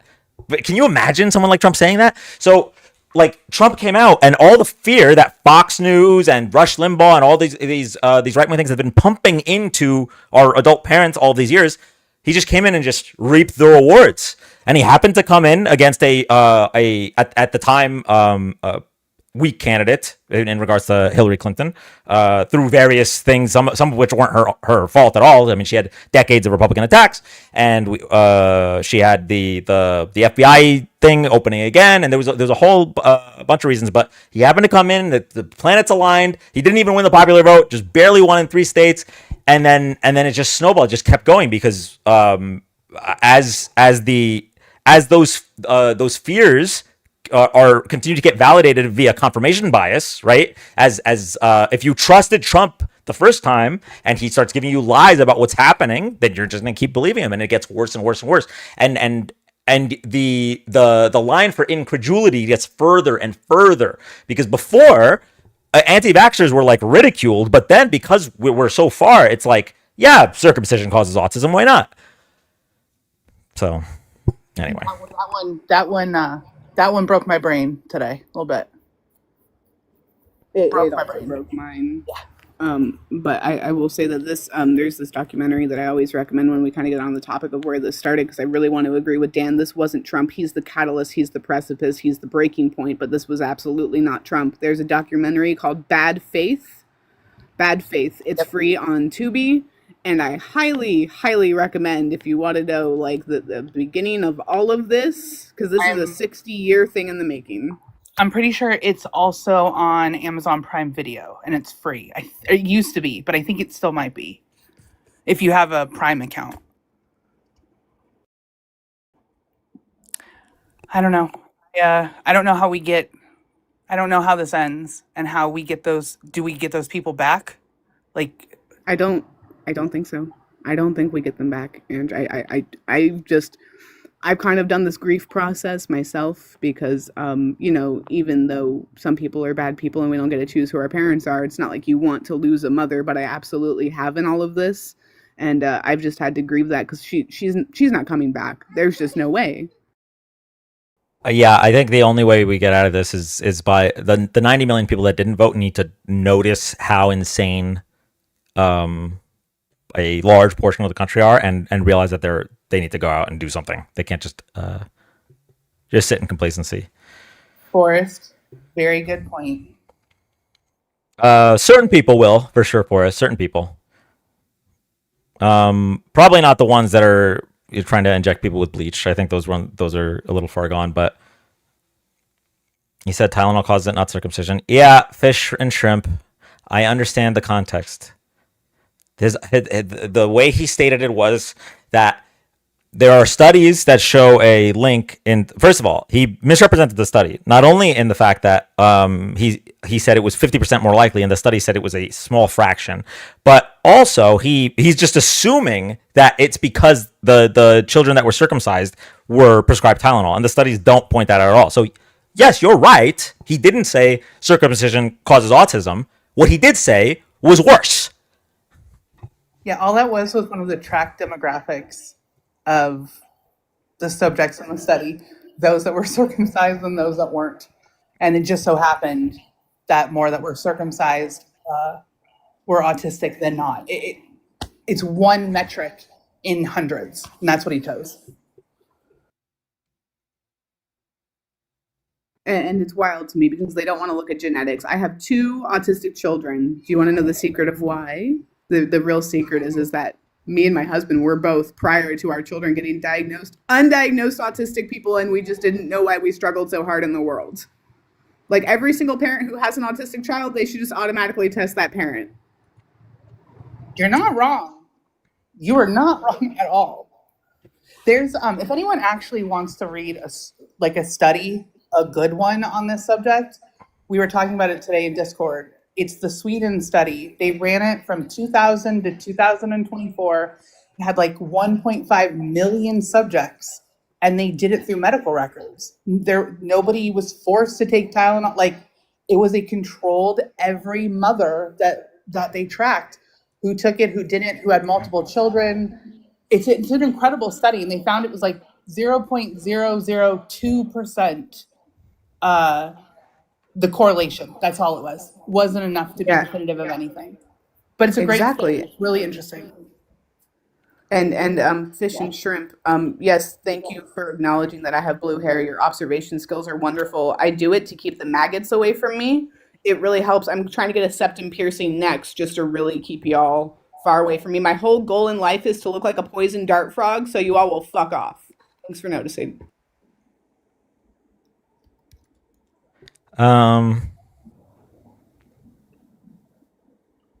So I actually think we might just watch this right now. This Bad Faith documentary. I just pulled it up on Tubi. Oh, awesome. I'll watch it with you guys. Yeah, it's good. It's really good. Let me Make sure to just- turn on the like snow filter. Yeah, or I'm whatever. gonna. I do have to drop you too. Yeah. But Love thank you both guys for coming up. for having me up, Dan. Good to see you, Ange. You too, honey.